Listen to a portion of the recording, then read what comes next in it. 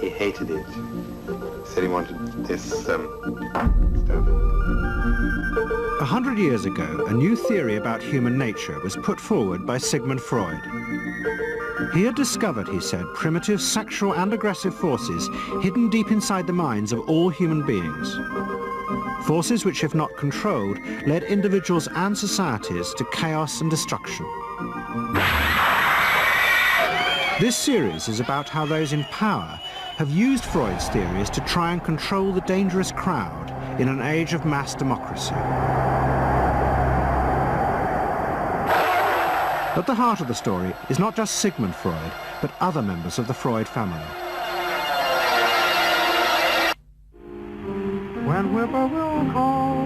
This episode is about Freud's American nephew, Edward Bernays.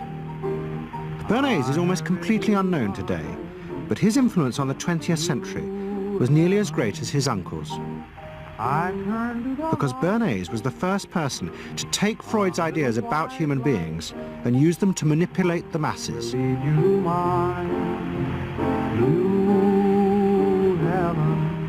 He showed American corporations for the first time how they could make people want things they didn't need by linking mass-produced goods to their unconscious desires. Out of this would come a new political idea of how to control the masses. By satisfying people's inner selfish desires, one made them happy and thus docile. It was the start of the all-consuming self, which has come to dominate our world today.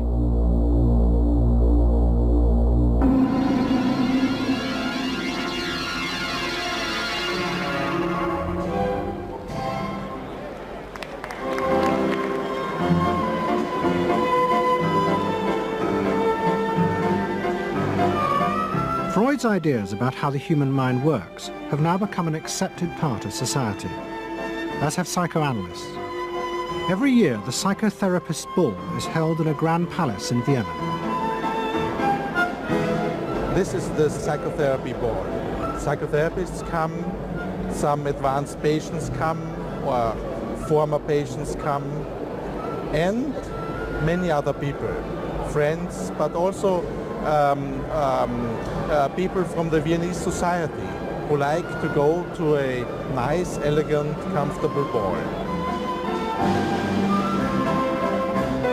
But it was not always so. 100 years ago, Freud's ideas were hated by Viennese society.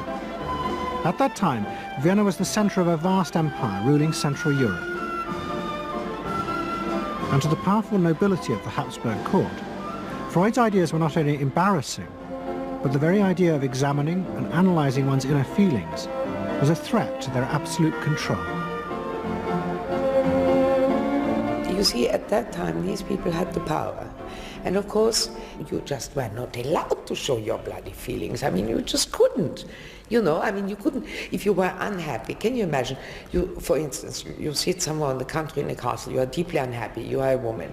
You couldn't go to your maid and cry on her shoulders, or you couldn't go into the village and complain, you know, about your feelings. I mean, you couldn't, it was like selling yourself to somebody. You just couldn't, you know, because they had to respect you.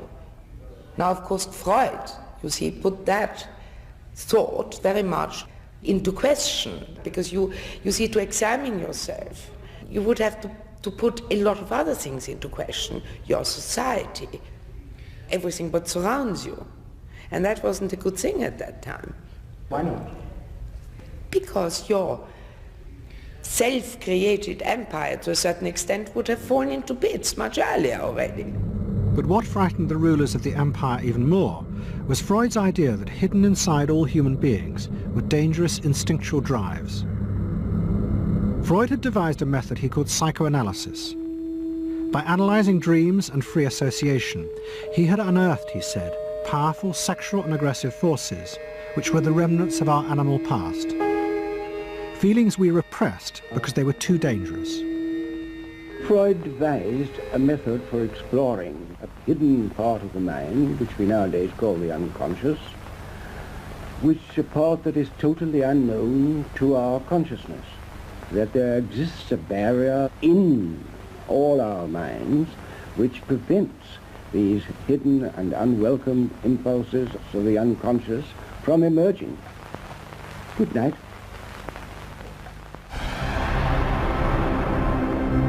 In 1914, the Austro-Hungarian Empire led Europe into war. As the horror mounted, Freud saw it as terrible evidence of the truth of his findings. The saddest thing, he wrote, is that this is exactly the way we should have expected people to behave, from our knowledge of psychoanalysis. Governments had unleashed the primitive forces in human beings, and no one seemed to know how to stop them.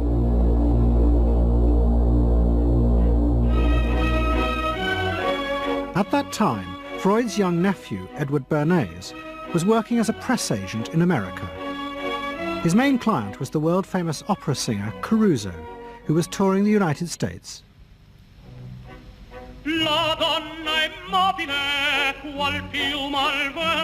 Bernays' parents had emigrated to America 20 years before, but he kept in touch with his uncle and joined him for holidays in the Alps.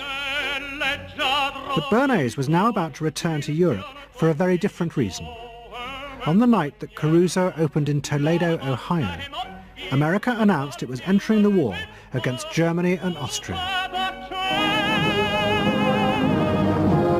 As a part of the war effort, the US government set up a Committee on Public Information, and Bernays was employed to promote America's war aims in the press. The President, Woodrow Wilson, had announced that the United States would fight not to restore the old empires, but to bring democracy to all of Europe. And Bernays proved extremely skillful in promoting this idea, both at home and abroad. And at the end of the war, he was asked to accompany the President to the Paris Peace Conference. Then, to my surprise, they asked me to go over with Woodrow Wilson to the peace conference. And at the age of 26, I was in Paris for the entire time of the peace conference that was held in the suburb of Paris, and we worked to make the world safe for democracy. That was a big slogan. Wilson's reception in Paris astounded Bernays and the other American propagandists. Their propaganda had portrayed Wilson as a liberator of the people, a man who would create a new world in which the individual would be free. They had made him a hero of the masses. And as he watched the crowd surge around Wilson, Bernays began to wonder whether it would be possible to do the same type of mass persuasion, but in peacetime. When I came back to the United States, I decided that if you could use propaganda for war, you could certainly use it for peace. And propaganda got to be a bad word because of the Germans using it. So what I did was to try to find some other words. So we found the word Council on Public Relations. Bernays returned to New York and set up as a public relations counsel in a small office off Broadway. It was the first time the term had ever been used. Since the end of the 19th century, America had become a mass industrial society, with millions clustered together in the cities. Bernays was determined to find a way to manage and alter the way these new crowds thought and felt. To do this, he turned to the writings of his uncle Sigmund. While in Paris, Bernays had sent his uncle a gift of some Havana cigars. In return, Freud had sent him a copy of his general introduction to psychoanalysis. Bernays read it, and the picture of hidden irrational forces inside human beings fascinated him. He wondered whether he might make money by manipulating the unconscious. What Eddie got from Freud was indeed this idea that there is a lot more going on in human decision-making, not only among individuals, but even more importantly among groups, than this idea that information drives behavior. And so Eddie began to formulate this idea that you had to look at things that would play to people's irrational emotions. And you see, that moved Eddie immediately into a different category from other people in his field and most government officials and managers of the day who thought if you just hit people with all this factual information, they would look at that and say, oh, of course. And Eddie knew that was not the way the world worked. Bernays set out to experiment with the minds of the popular classes. His most dramatic experiment was to persuade women to smoke. At that time, there was a taboo against women smoking, and one of his early clients, George Hill, the president of the American Tobacco Corporation, asked Bernays to find a way of breaking it. He said, we're losing half of our market because men have invoked a taboo against women smoking in public. Can you do anything about that? I said, let me think about it. And then I said, have I your permission to see a psychoanalyst to find out what cigarettes mean to women? He said, what'll it cost? So I called up Dr. Brill, A.A. Brill, who was a leading psychoanalyst in New York at that time. How come you didn't call your uncle? Why didn't you call your uncle? Because he was in Vienna. A.A. Brill was one of the first psychoanalysts in America.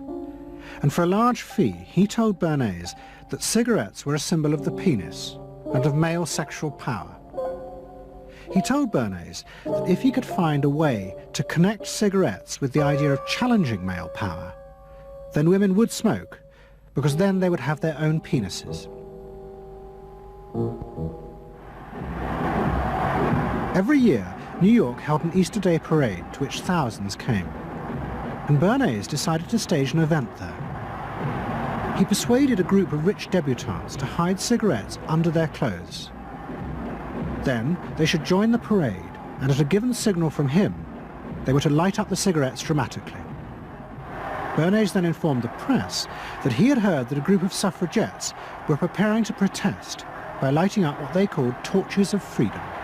He knew this would be an outcry, and he knew that all of the photographers would be there to capture this moment. And so he was ready with a phrase which was torches of freedom. And so here you have a symbol, women, young women, debutantes, smoking a cigarette in public with a phrase that means anybody who believes in this kind of equality pretty much has to support them in the ensuing debate about this, because torches of freedom. I mean, what's on all American coins? It's liberty. She's holding up the torch. You see, and so all of this is there together. There's emotion, there's memory, there's a rational phrase, even though it's using a lot of emotional elements. It's a phrase that works in a rational sense. All of this is together. And so the next day, this was not just in all of the New York papers, it was across the United States and around the world. And from that point forward, the sale of cigarettes to women began to rise. He had made them socially acceptable with a single symbolic act. What Bernays had created was the idea that if a woman smoked, it made her more powerful and independent, an idea that still persists today. Embrace me, my sweet embrace. It made him realize that it was possible to persuade people to behave irrationally if you link products to their emotional desires and feelings. The idea that smoking actually made women freer was completely irrational, but it made them feel more independent. It meant that irrelevant objects could become powerful emotional symbols of how you wanted to be seen by others. Eddie Bernays saw the way to sell product was not to sell it to your intellect, that you ought to buy an automobile, but that you will feel better about it if you have this automobile. I think he originated that idea, that they weren't just purchasing something, but they were engaging themselves emotionally or personally in the product or service. That it's not, you think you need a new piece of clothing, but you'll feel better with the piece of clothing. That was his contribution in a very real sense. We see it all over the place today, but I think he originated the idea of the emotional connect to a product or service. What Bernays was doing fascinated America's corporations. They had come out of the war rich and powerful, but they had a growing worry. The system of mass production had flourished during the war, and now millions of goods were pouring off production lines. What they were frightened of was the danger of overproduction, that there would come a point when people had enough goods and would simply stop buying. Up until that point, the majority of products were still sold to the masses on the basis of need. While the rich had long been used to luxury goods, for the millions of working-class Americans, most products were still advertised as necessities. Goods like shoes, stockings, even cars were promoted in functional terms for their durability. The aim of the advertisements was simply to show people the product's practical virtues, nothing more.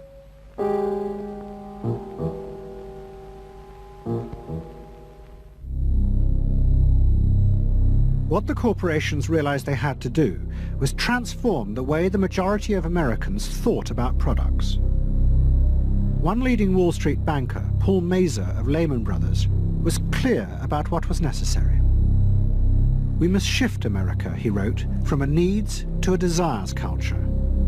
People must be trained to desire, to want new things even before the old have been entirely consumed. We must shape a new mentality in America. Man's desires must overshadow his needs.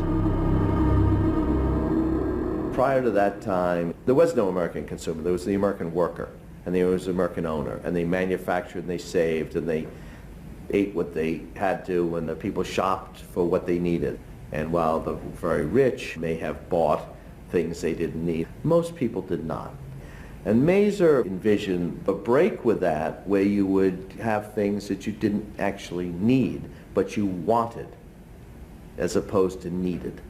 And the man who would be at the center of changing that mentality for the corporations was Edward Bernays. Bernays really is the guy within the United States more than anybody else who sort of brings to the table psychological theory as something that is an essential part of how, from the corporate side, of how we are going to appeal to the masses effectively. And the whole sort of merchandising establishment and sales establishment is ready for Sigmund Freud.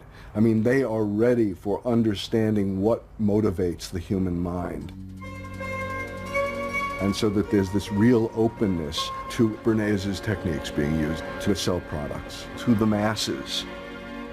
Beginning in the early 20s, the New York banks funded the creation of chains of department stores across America.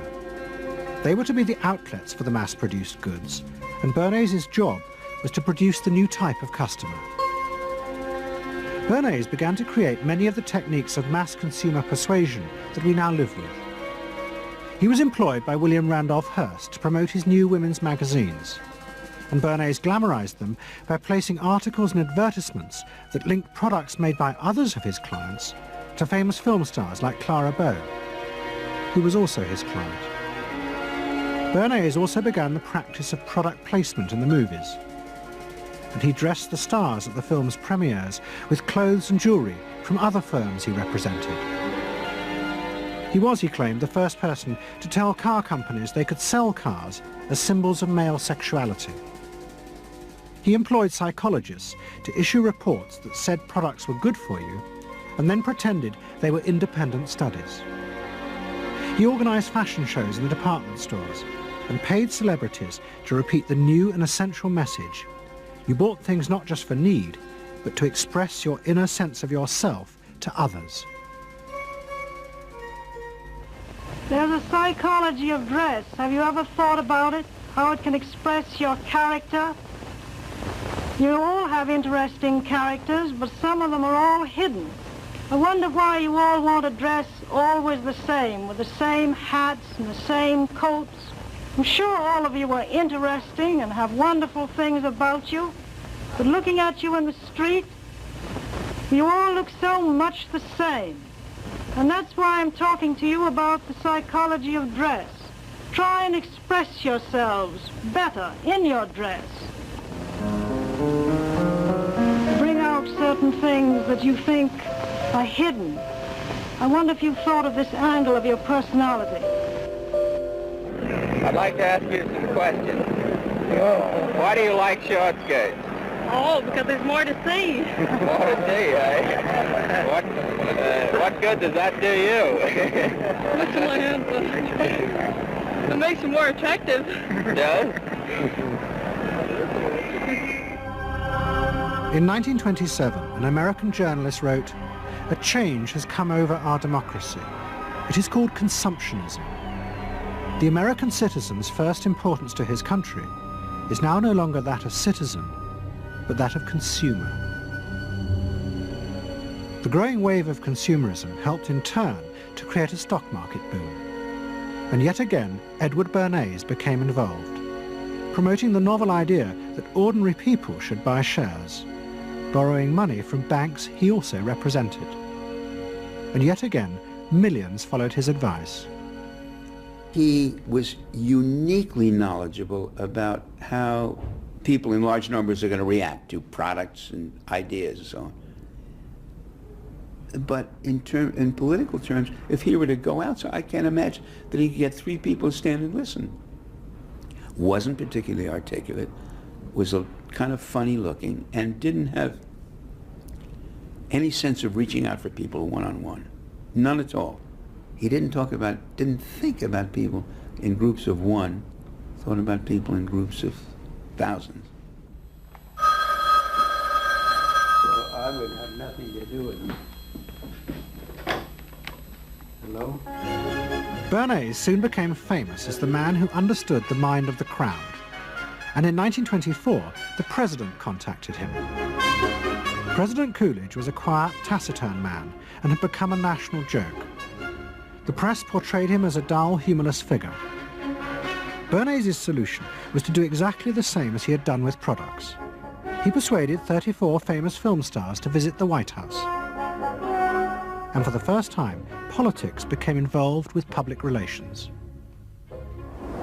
And I lined up these 34 people, and I'd say, "What's your name?" He'd say, "Al Jolson." I'd say, "Mr. President, Al Jolson." Next day, every newspaper in the United States had a front page story. President Coolidge entertains actors at White House. And the Times had a headline which said, "President nearly laughed." And everybody was happy. But while Bernays became rich and powerful in America, in Vienna his uncle was facing disaster. Like much of Europe, Vienna was suffering an economic crisis and massive inflation, which wiped out all of Freud's savings. Facing bankruptcy, he wrote to his nephew for help. Bernays responded by arranging for Freud's works to be published for the first time in America, and began to send his uncle precious dollars, which Freud kept secretly in a foreign bank account. He was Freud's agent, if you will, to get his books published. Well, of course, once the books were being published, Eddie couldn't help himself but to promote these books, see that everybody read them, make them controversial, emphasize the fact that, do you know what Freud says about sex and what he says cigarettes are a symbol of, and so on and so forth? How do you suppose all those stories got out? Certainly the academics weren't spreading these around the country. Eddie Bernays was. Then, when Freud became accepted, well then, of course, to go to a client and say, "Well, Uncle Siggy," see, then that had some cachet. But notice there, first Eddie created Uncle Siggy in the U.S., made him acceptable, secondly, and thirdly, then capitalized on Uncle Siggy. Typical Bernays performance. Bernays also suggested that Freud promote himself in the United States. He proposed his uncle write an article for Cosmopolitan, a magazine that Bernays represented, entitled A Woman's Mental Place in the Home. Freud was furious. Such an idea, he said, was unthinkable. It was vulgar, and anyway, he hated America. Freud was now becoming increasingly pessimistic about human beings. In the mid-20s, he retreated in the summers to the Alps, sometimes staying in an old hotel, the Pension Moritz in Berchtesgaden. It is now a ruin.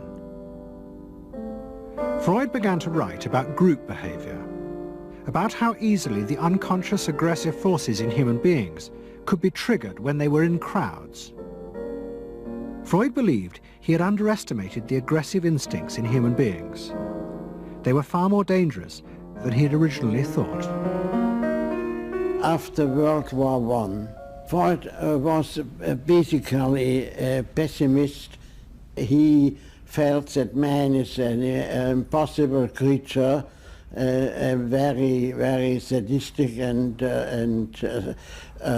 bad species, and did not believe that man can be improved. Man is a ferocious animal, the most ferocious animal that exists. They enjoy torturing and killing, and he didn't like man. The publication of Freud's works in America had an extraordinary effect on journalists and intellectuals in the 1920s. What fascinated and frightened them was the picture Freud painted of submerged, dangerous forces lurking just under the surface of modern society. Forces that could erupt easily to produce the frenzied mob which had the power to destroy even governments. It was this they believed had happened in Russia. To many, this meant that one of the guiding principles of mass democracy was wrong. The belief that human beings could be trusted to make decisions on a rational basis. The leading political writer, Walter Lippmann, argued that if human beings were in reality driven by unconscious, irrational forces, then it was necessary to rethink democracy. What was needed was a new elite who could manage what he called the bewildered herd. This would be done through psychological techniques that would control the unconscious feelings of the masses. So here you have Walter Lippmann, probably the most influential political thinker in the United States, who is essentially saying that the basic mechanism of the mass mind is unreason, is irrationality, is animality. He believes that the mob in the street, which is how he sees ordinary people, are people who are driven not by their minds but by their spinal cords. The notion of kind of animal drives, unconscious instinctual drives lurking beneath the surface of civilization. And so they started looking towards psychological science as a way of understanding the mechanisms by which the popular mind works, specifically with the goal of figuring out how to understand how to apply those mechanisms to strategies for social control.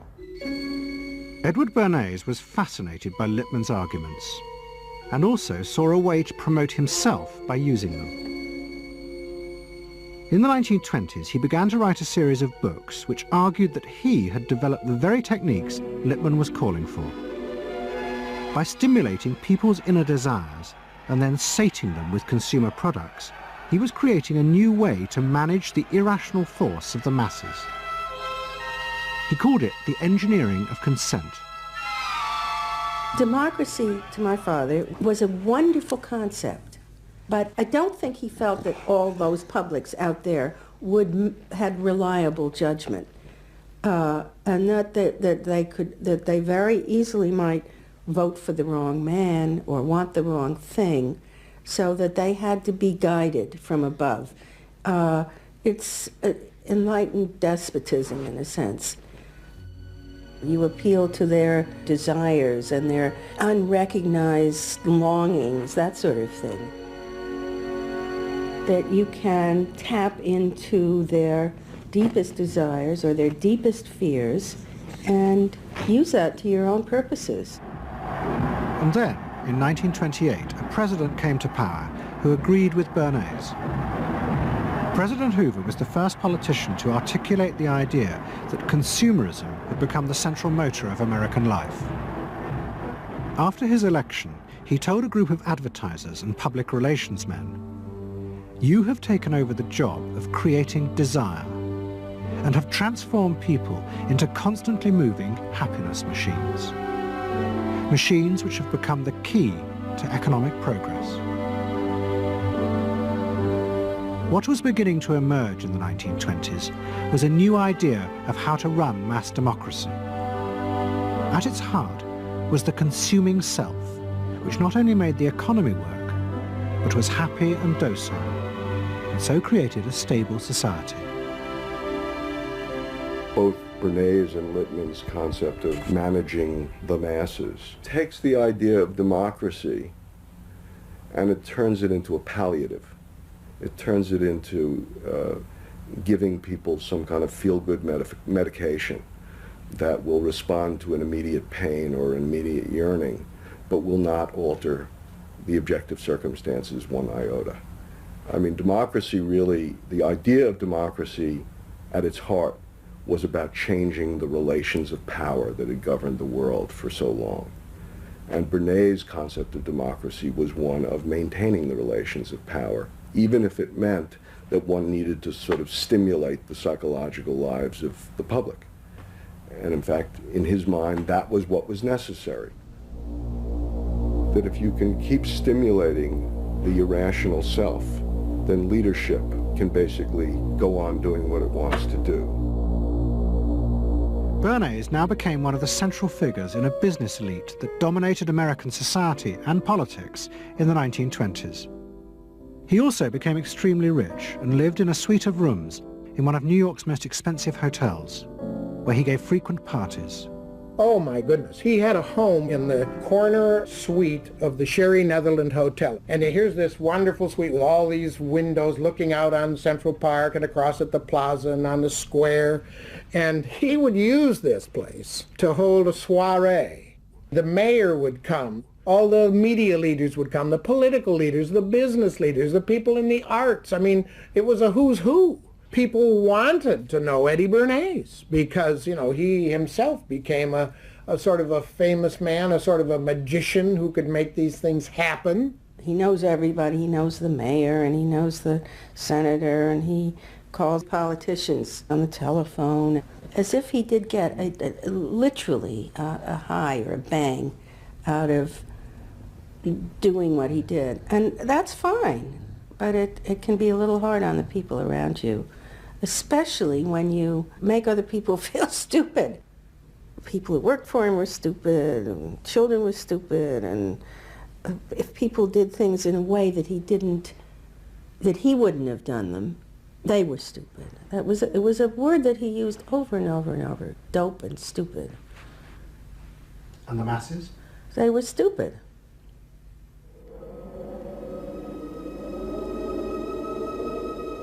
But Bernays' power was about to be destroyed dramatically, and by a type of human irrationality he could do nothing to control. At the end of October 1929, Bernays organised a huge national event to celebrate the 50th anniversary of the invention of the light bulb. President Hoover, the leaders of major corporations, and bankers like John D. Rockefeller were all summoned by Bernays to celebrate the power of American business. But even as they gathered, news came through that shares on the New York Stock Exchange were beginning to fall catastrophically. Throughout the 1920s, speculators had borrowed billions of dollars. The banks had promoted the idea that this was a new era where market crashes were a thing of the past. But they were wrong. What was about to happen was the biggest stock market crash in history. Investors had panicked and begun to sell in a blind, relentless fury that no reassurance by bankers or politicians could halt. And on the 29th of October 1929, the market collapsed.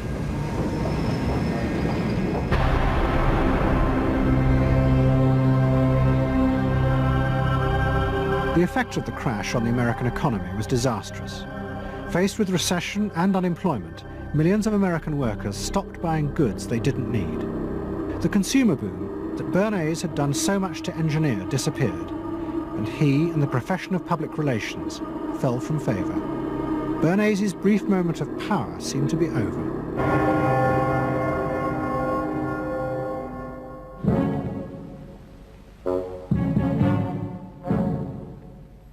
The effect of the Wall Street crash on Europe was also catastrophic. It intensified the growing economic and political crisis in the new democracies. In both Germany and Austria, there were violent street battles between the armed wings of different political parties. Against this backdrop, Freud, who was suffering from cancer of the jaw, retreated yet again to the Alps. He wrote a book called Civilization and Its Discontents. It was a powerful attack on the idea that civilization was an expression of human progress. Instead, Freud argued, civilization had actually been constructed to control the dangerous animal forces inside human beings. What was implicit in Freud's argument was that the ideal of individual freedom, which was at the heart of democracy, was impossible. Human beings could never be allowed to truly express themselves because it was too dangerous. They must always be controlled and would thus always be discontent.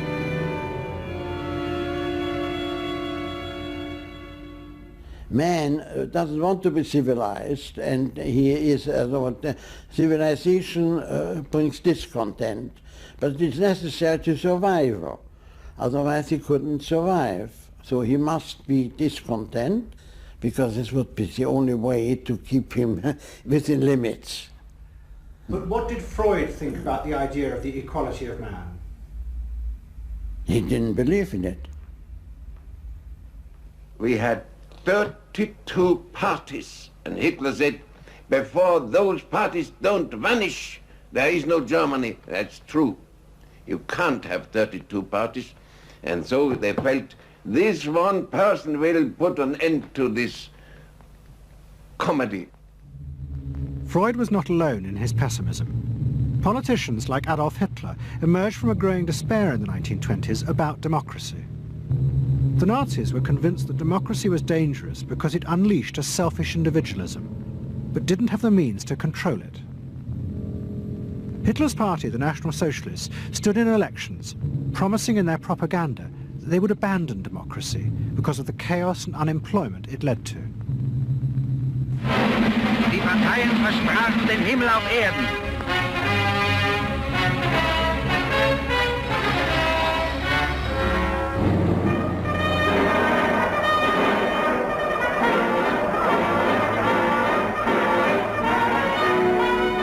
In March 1933, the National Socialists were elected to power in Germany, and they set out to create a society that would control human beings in a different way.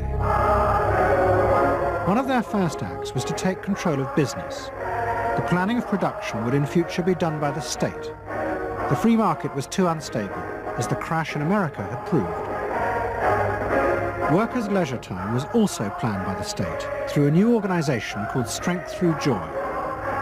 One of its mottos was service, not self.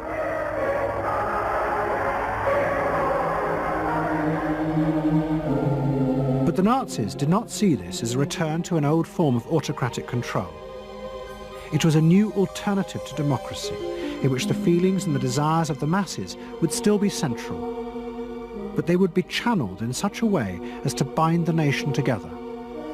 The chief exponent of this was Joseph Goebbels, the Minister of Propaganda. Es mag gut sein, Macht zu besitzen, die auf Gewehren ruht.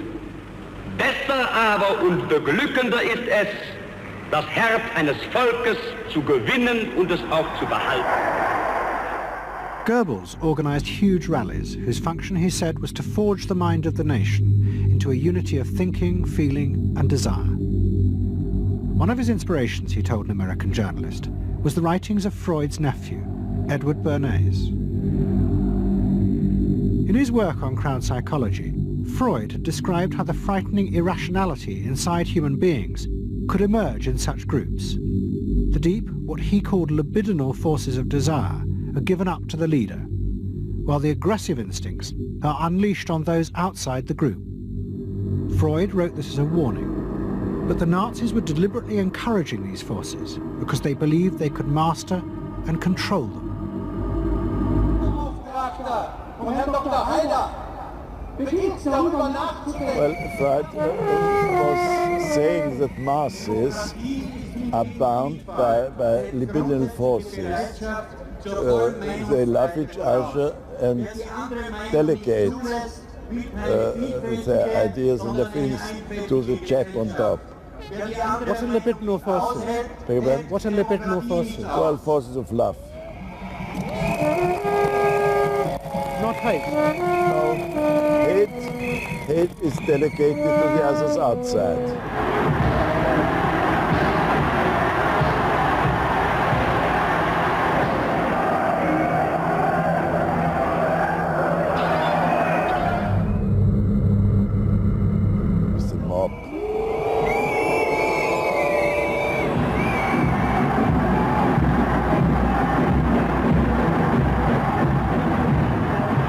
I could see from afar, looking up Wilhelmstraße towards unter den Linden, how those 100,000 of people, when they passed Hitler, they just became completely delirious.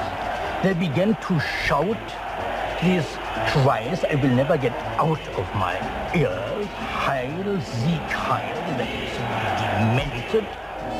And here I got confirmation how those irrational forces, uncontrollable forces in Germany, in the Germans, had erupted, had broken out, were running riot, were departing, marching on.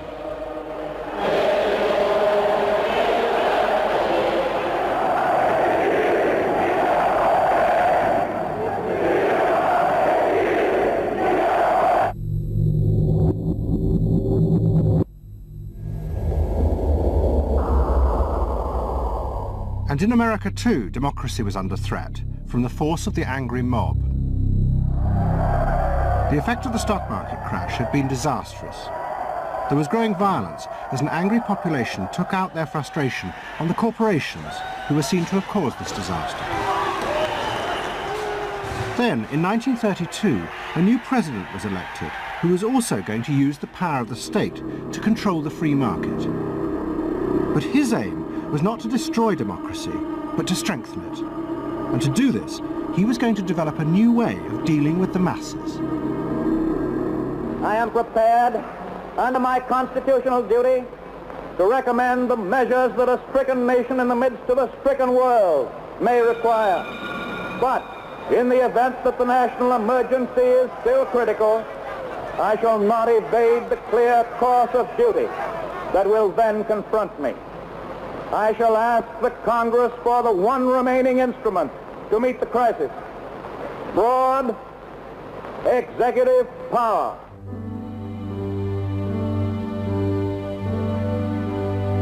It was the start of what would become known as the New Deal. Roosevelt assembled a group of young technocrats and planners in Washington. He told them that their job was to plan and run giant new industrial projects for the good of the nation. Roosevelt was convinced that the stock market crash had shown that laissez-faire capitalism could no longer run modern industrial economies. It had become the job of government. Big business was horrified, but the New Deal attracted the admiration of the Nazis, especially Joseph Goebbels. Wir betrachten die wirtschaftliche Entwicklung in Amerika mit dem allergrößten positiven Interesse. Und wir sind dort der festen Überzeugung, dass Präsident Roosevelt und seine Berater auf dem richtigen Wege sind. Es handelt sich in der Tat um das größte wirtschaftliche und soziale Problem aller Zeiten.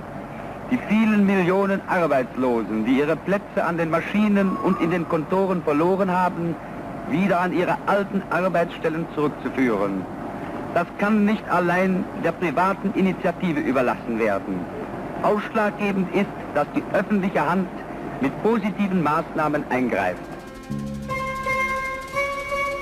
But although Roosevelt, like the Nazis, was trying to organize society in a different way, unlike the Nazis, he believed that human beings were rational and could be trusted to take an active part in government. Roosevelt believed it was possible to explain his policies to ordinary Americans and take into account their opinions. To do this, he was helped by the new ideas of an American social scientist called George Gallup. Favorite reading of New Deal Washington, the survey of U.S. public opinion. From offices at Princeton, New Jersey, a famed statistician, Dr. George Gallup, tells Washington from week to week what the nation is thinking. And in New York, Fortune magazine's analyst, Elmo Roper, compiles for publication a continuous record of the nation's approval or disapproval of how the country is being run. Gallup and Roper rejected Bernays' view that human beings were at the mercy of unconscious forces and so needed to be controlled.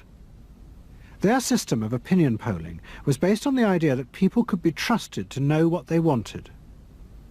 They argued that one could measure and predict the opinions and behaviour of the public if one asked strictly factual questions and avoided manipulating their emotions. Well, how about this one? Do you think Franklin D. Roosevelt's New Deal has been bad for the nation in general? No, that question's loaded. It automatically suggests an answer. Well, how about this? Is your present feeling toward President Roosevelt one of general approval or general disapproval? That's better.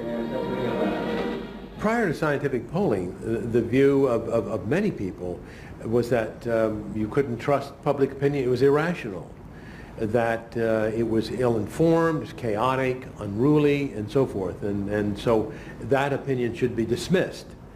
But with scientific polling, I think it established very clearly that people are rational, that they do make good decisions, and this offers democracy a chance to be truly informed by the public, giving everybody a voice in the way the country is run.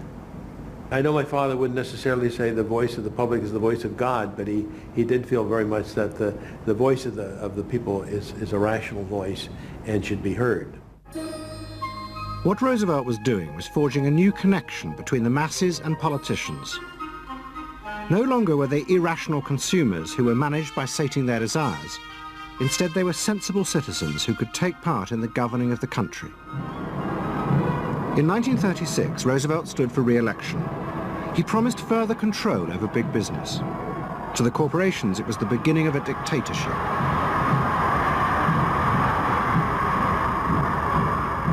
Roosevelt interferes with private enterprise and is running the country into debt for generations to come.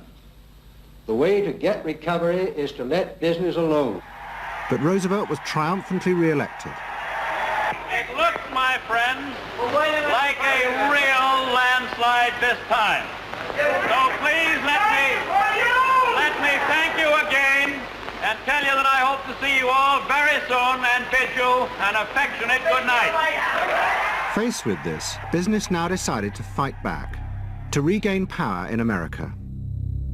At the heart of the battle would be Edward Bernays and the profession he had invented, public relations.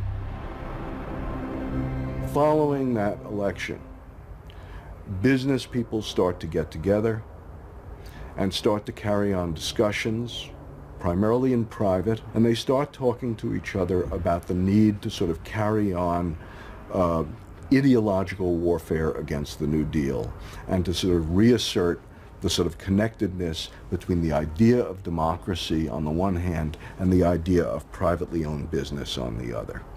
And so, under the umbrella of an organization which still exists, which is called the National Association of Manufacturers, and whose membership included all of the major corporations of the United States, a campaign is launched explicitly designed to create emotional attachments between the public and big business. It's Bernays' techniques being used on a grand scale. I mean, totally.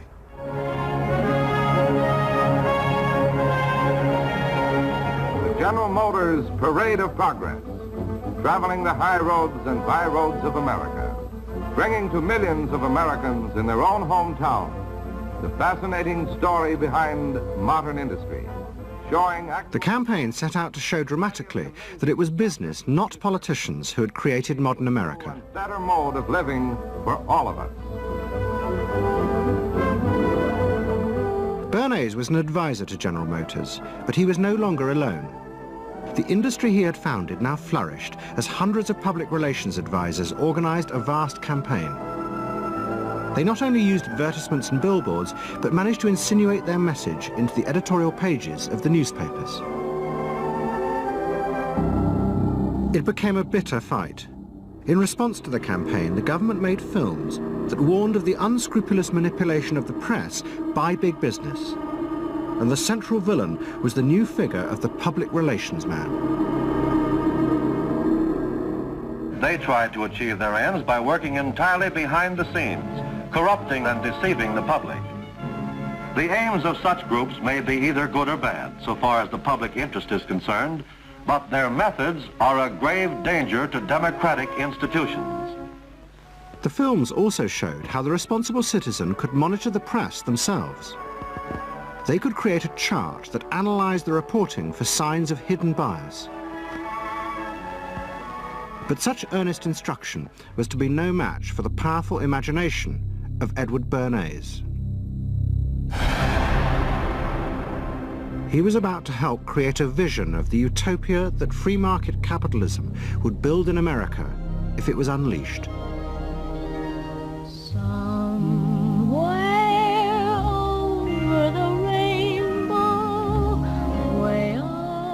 In 1939, New York hosted the World's Fair. Edward Bernays was a central advisor. He insisted that the theme be the link between democracy and American business.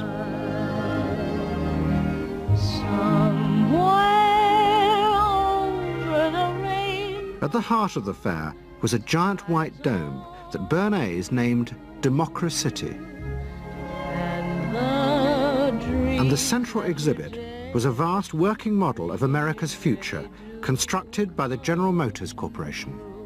To my father, the World's Fair was an opportunity to keep the status quo, that is, capitalism in a democracy, democracy and capitalism, that marriage, right, linking, just like that. He did that by manipulating people and getting them to think that you couldn't have real democracy in anything but a capitalist society, which was capable of doing anything, of creating these wonderful highways, of making, moving pictures inside everybody's house, of telephones that didn't need cords, of sleek roadsters. I mean, it was consumerist, but at the same time, you inferred that in a funny way, democracy and capitalism went together. The World's Fair was an extraordinary success and captured America's imagination. The vision it portrayed was of a new form of democracy, in which business responded to people's innermost desires in a way politicians could never do. But it was a form of democracy that depended on treating people not as active citizens as Roosevelt did, but as passive consumers. Because this, Bernays believed, was the key to control in a mass democracy. It's not that the people are in charge, but that the people's desires are in charge. The people are not in charge. The people exercise no decision-making power within this environment. So democracy is reduced from something which assumes an active citizenry to the idea of the public as passive consumers. Driven primarily by instinctual or unconscious desires, and that if you can in fact trigger those needs and desires, you can get what you want from them. But this struggle between the two views of human beings as to whether they were rational or irrational was about to be dramatically affected by events in Europe. Events that would also change the fortunes of the Freud family. In March 1938, the Nazis annexed Austria. It was called the Anschluss. Hitler arrived in Vienna to an extraordinary outpouring of mass adulation. But even as he drove through the city, behind the scenes, the Nazis were systematically whipping up and unleashing the hatred of the crowd against the enemies of the new Greater Germany. The Anschluss was a kind of explosion of terrible hatred against the enemies, the so-called enemies, or whatever they considered enemies, against the Jews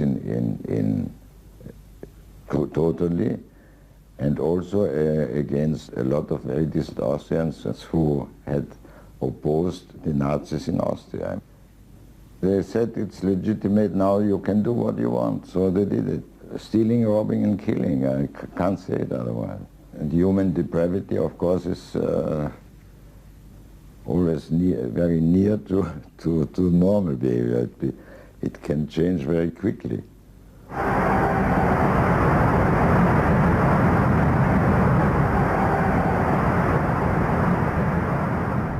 As the violence and assassinations raged in Vienna, Freud decided he had to leave.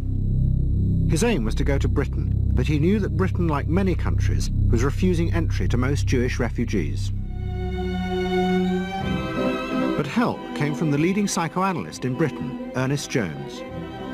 He was in the same ice skating club as the Home Secretary, Sir Samuel Hoare, and Jones persuaded Hoare to issue Freud a British work permit. And in May 1938, Freud, his daughter Anna, and other members of his family set off for London.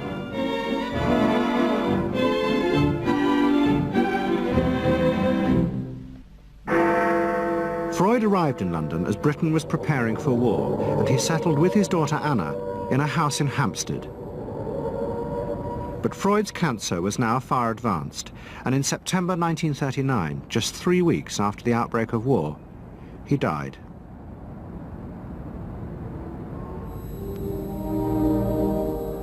The Second World War would utterly transform the way governments saw democracy and the people they governed. Next week's programme will show how the American government, as a result of the war, became convinced there were savage, dangerous forces hidden inside all human beings, forces that needed to be controlled.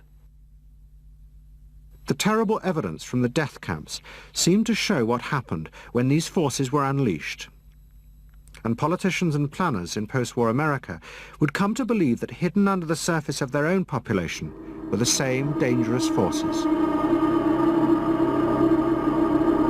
And they would turn to the Freud family to help control this enemy within.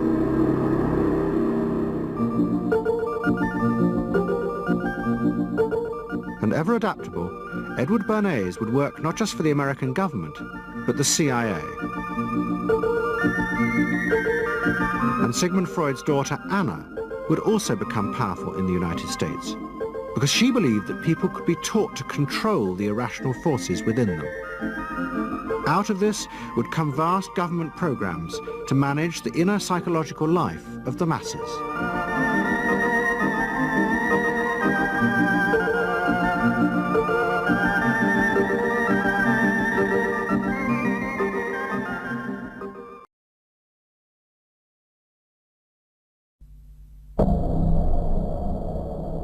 Let's say a word about dreams.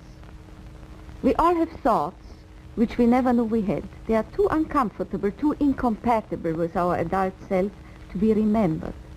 Yet they are often disturbing, rumbling under the surface like lava in a volcano. The dream is the royal road to these thoughts, the royal road to the unconscious. This is the story of how Sigmund Freud's ideas about the unconscious mind were used by those in power in post-war America to try and control the masses. Politicians and planners came to believe that Freud was right to suggest that hidden deep within all human beings were dangerous and irrational desires and fears. They were convinced that it was the unleashing of these instincts that had led to the barbarism of Nazi Germany. To stop it ever happening again, they set out to find ways to control this hidden enemy within the human mind.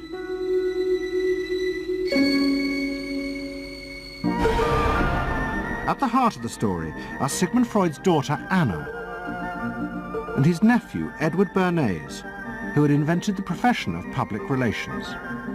Their ideas were used by the US government, big business and the CIA to develop techniques to manage and control the minds of the American people. Those in power believed that the only way to make democracy work and create a stable society was to repress the savage barbarism that lurked just under the surface of normal American life.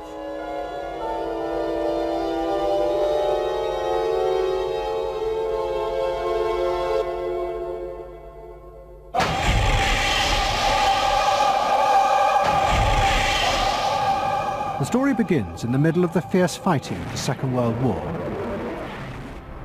As the fighting intensified, the American army was faced by an extraordinary number of mental breakdowns among its troops. 49% of all soldiers evacuated from combat were sent back because they suffered from mental problems. In desperation, the army turned to the new ideas of psychoanalysis. They made a film record of the experiment using hidden cameras.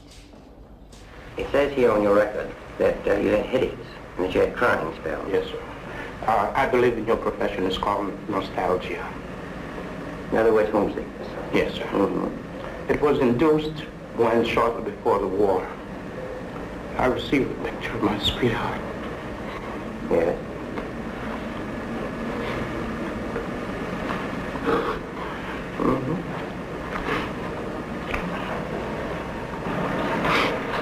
I'm sorry, I can't continue. That's all right. It was the first time that anyone had paid such attention to the feelings and anxieties of ordinary people. At the heart of the experiment were a number of refugee psychoanalysts from Central Europe. They worked with American psychiatrists to guide and shape the project. When I first came to America, I worked in the psychiatric service with soldiers trying to rehabilitate them. And I traveled in the train from the East Coast to the West Coast. I was enormously curious what goes on in all of those little towns that the train is passing.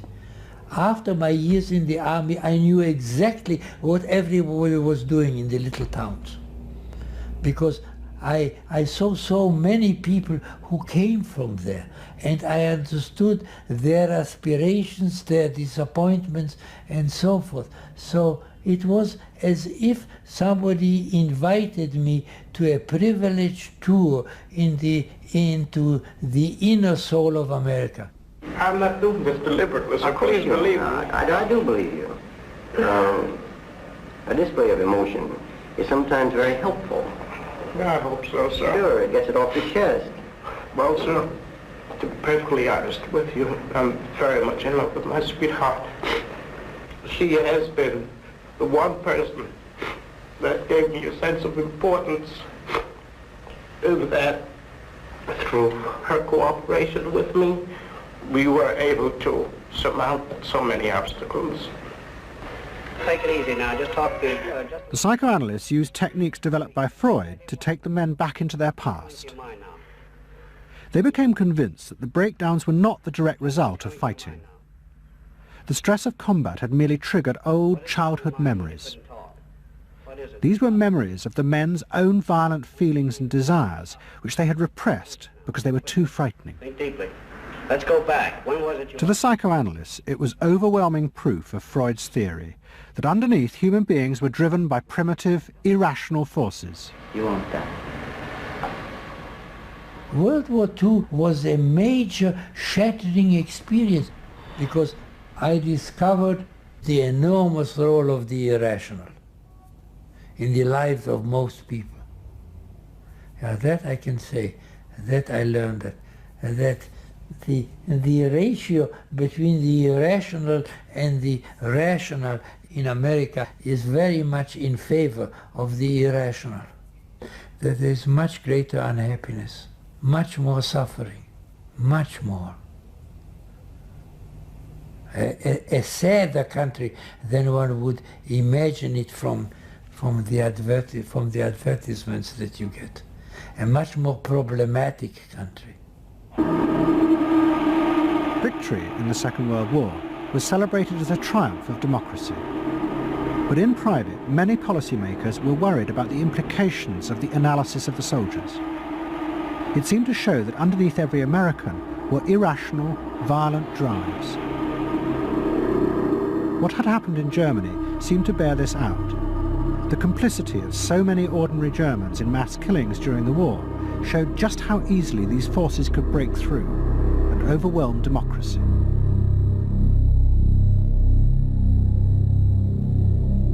Planners and policymakers had been convinced by their experiences during World War II that human beings could act very irrationally because of this sort of teeming and raw and unpredictable emotionality, the kind of chaos that lived at the base of human personality could, in fact, infect the society, social institutions, to such a point that the society itself would become sick. That's what they believe happened in Germany, in which the irrational, the anti-democratic went wild. Well, it was a vision of human nature as incredibly destructive, and they were terrified that Americans would in fact behave that way, or were capable of behaving that way, and they wanted to avoid a rerun of that.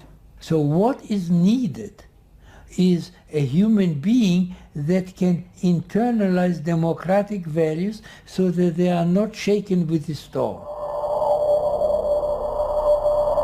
And psychoanalysis carried in it the promise that it can be done.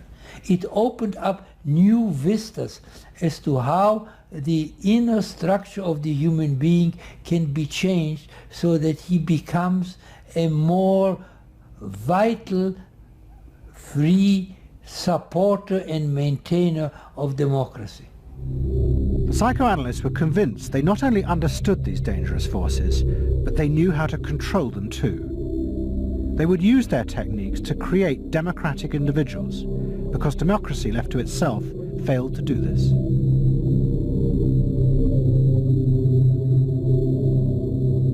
The source of this idea was not only Sigmund Freud, but his youngest daughter, Anna.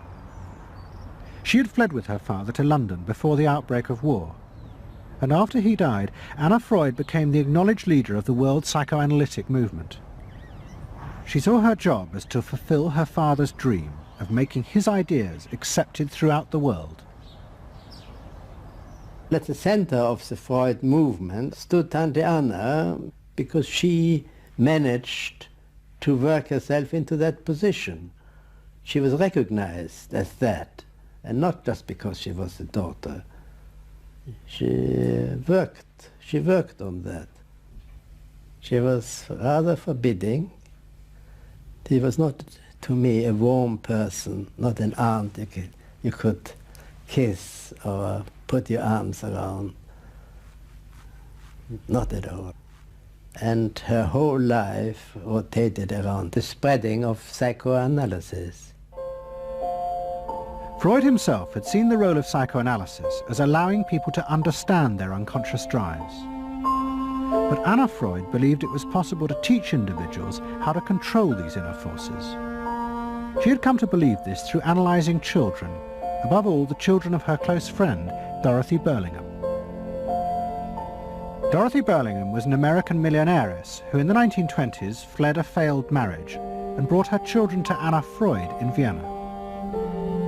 They were suffering terrible anxieties and aggression, but Anna Freud was convinced she could free them from this by changing the world around them. She thought that she could come in and into their environment, essentially, because they were children, you see. They didn't have independent lives of their own. She could go talk to the parents or the mother. She could go to the schools. She could influence their real world, the actual external world, to change their lives and to help them. And to change them as people? I think that was part of what her idea was, is that she felt that she could change them. From her analysis of the Burlingham children, Anna Freud developed a theory of how to help them control their inner drives. She believed that if, as well as psychotherapy, they were also encouraged to adapt to a good family and social environment, then the conscious part of their mind, the ego, would be strengthened in its struggle to control the unconscious. Anna Freud's aim was simply to help the children. But it was always the psychoanalyst who decided what was the right environment and the appropriate behaviour for the children. And often as not, this reflected the social mores of the time.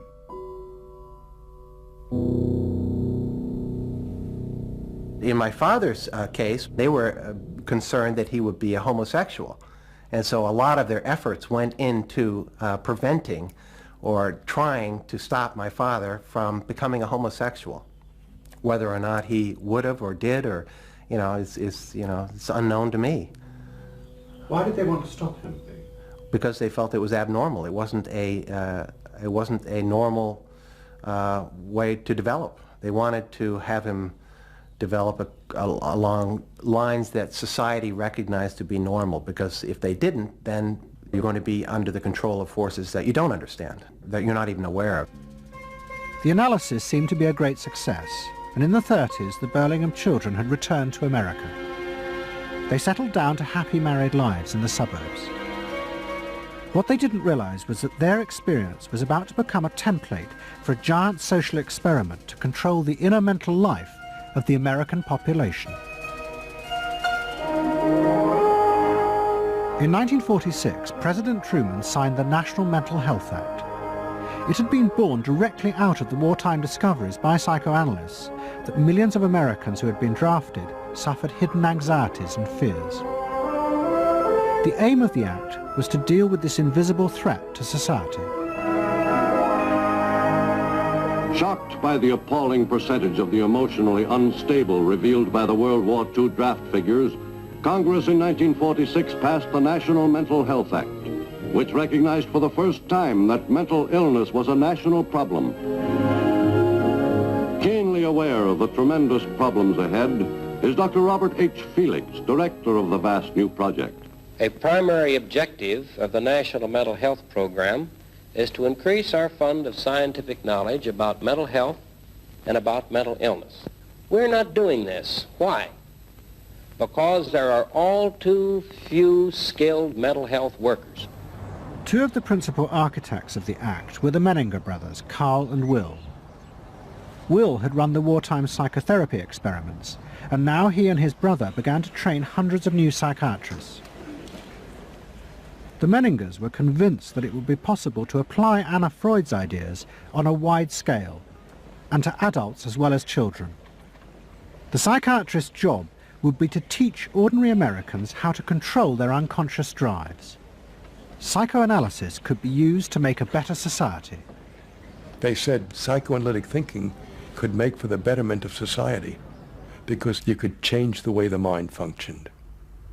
And you could take the ways in which people did hurtful things to themselves and others and alter them by enlarging their understanding. And this was the vision psychoanalysis brought. That you could really change people? That you could really change people.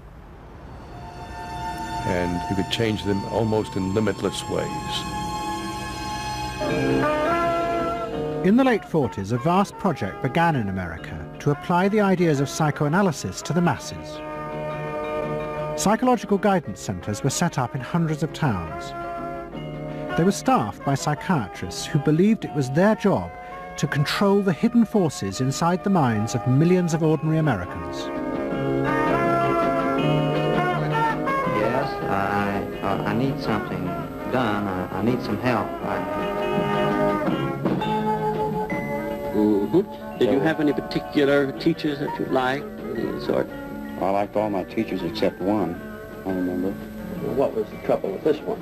I don't know, she just scared me most of the time. Holler at me and I'd run outside and vomit. I hate my brother. Loathe him. Despise him. At the same time, thousands of counsellors were trained to apply psychoanalysis to marriage guidance. And social workers were sent out to visit people's homes and advise on the psychological structure of family life.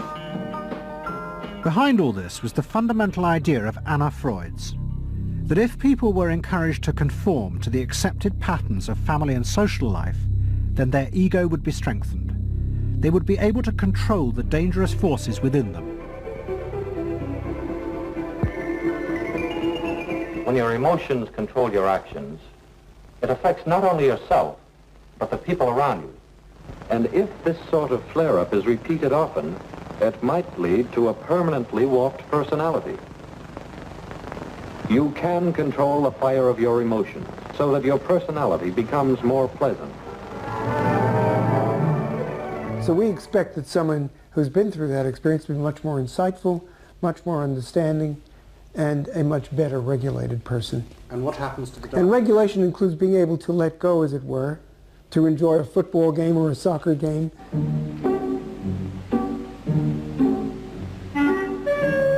A more understanding, yes, rational, but also appropriately emotional person. The regulatory aspects of the human mind would really be in charge. Instead of being overwhelmed by our passions and by our darker impulses. That one would be master or mistress of one's own passions. They just felt that the road to happiness was in adapting to the external world in which they lived.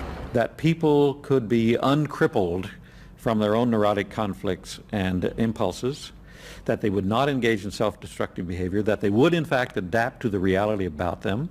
They never questioned the reality. They never questioned that it might itself be a source of evil or something to which you could not adapt without compromise or without suffering or without exploiting yourself in some way. So there was this fit with the politics of the day. And a balance of emotions is important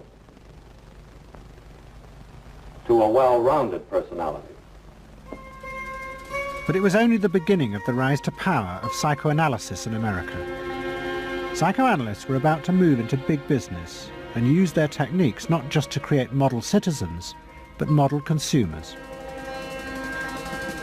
Last week's episode showed how Freud's American nephew, Edward Bernays, had been the first to convince American corporations that they could sell products by connecting them with people's unconscious feelings.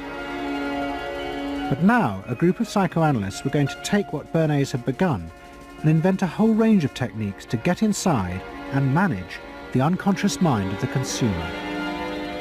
They were led by Ernest Dichter. Dichter had practiced next door to Freud in Vienna, but he had come to America and set up the Institute for Motivational Research in an old mansion north of New York.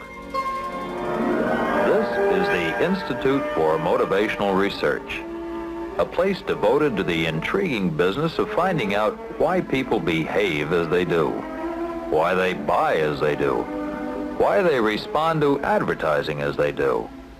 And this is Dr. Ernest Dichter.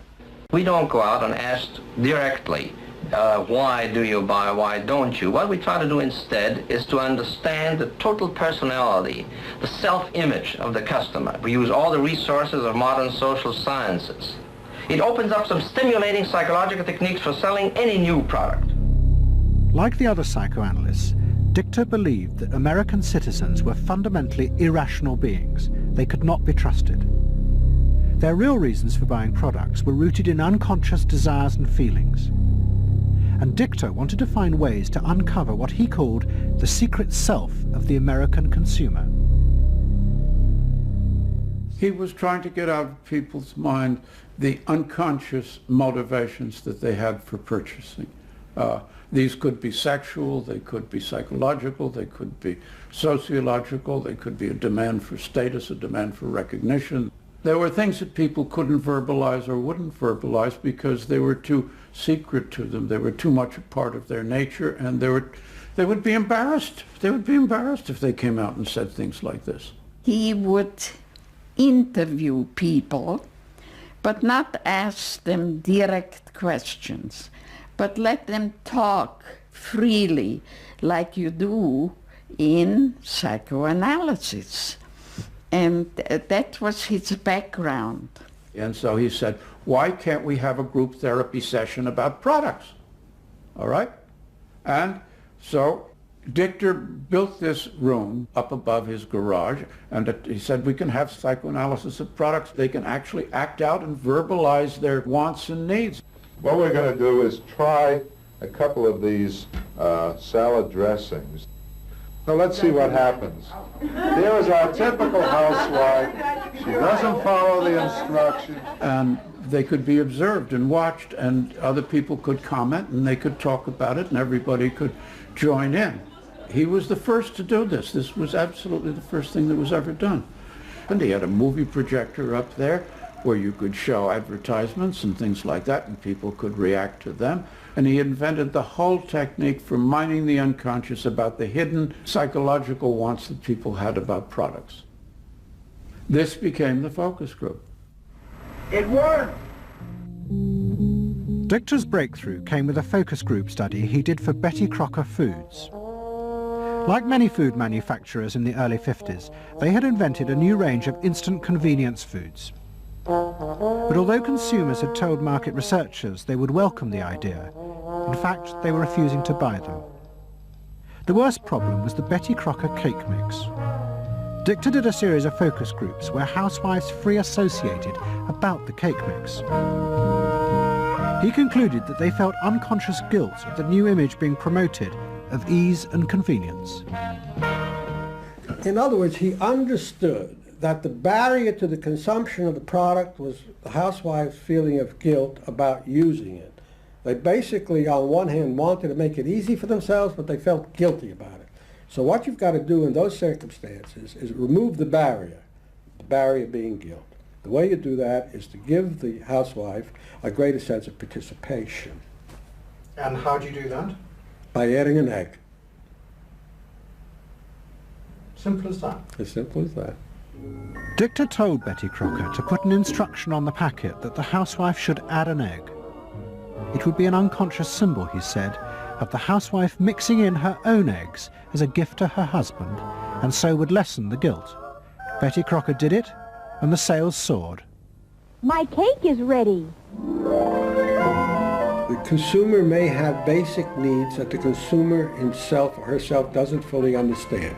You have to know what those needs are in order to fully exploit the consumer.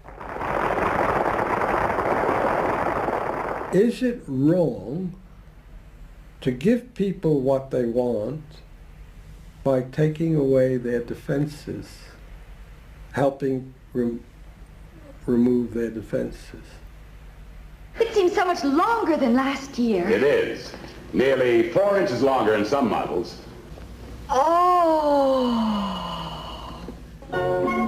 Dichter's success led to a rush by corporations and advertising agencies to employ psychoanalysts. They became known as the Depth Boys, and they promised to show companies how to make millions by connecting their products with people's hidden desires. Dichter himself became a millionaire, famous for inventing slogans like "a tiger in your tank." Even the marketing of the Barbie doll came from a children's focus group. And so it goes. But Dichter was convinced that this was far more than just selling. Like Anna Freud, he believed that the environment could be used to strengthen the human personality. And products have the power both to sate inner desires and give people a feeling of common identity with those around them. It was a strategy for creating a stable society. Dichter called it the strategy of desire. To understand a stable citizen, you have to know that modern man quite often tries to work off his frustrations by spending on self-gratification. Modern man is eternally ready to fill out his self-image by purchasing products which complement it. If you identify yourself with a product, it can have a therapeutic value. It improves your self-image and you become a more secure person and you have suddenly this confidence of going out in the world and doing what you want successfully. Ernest believed that that would then improve the whole of our society and become the best society on this planet.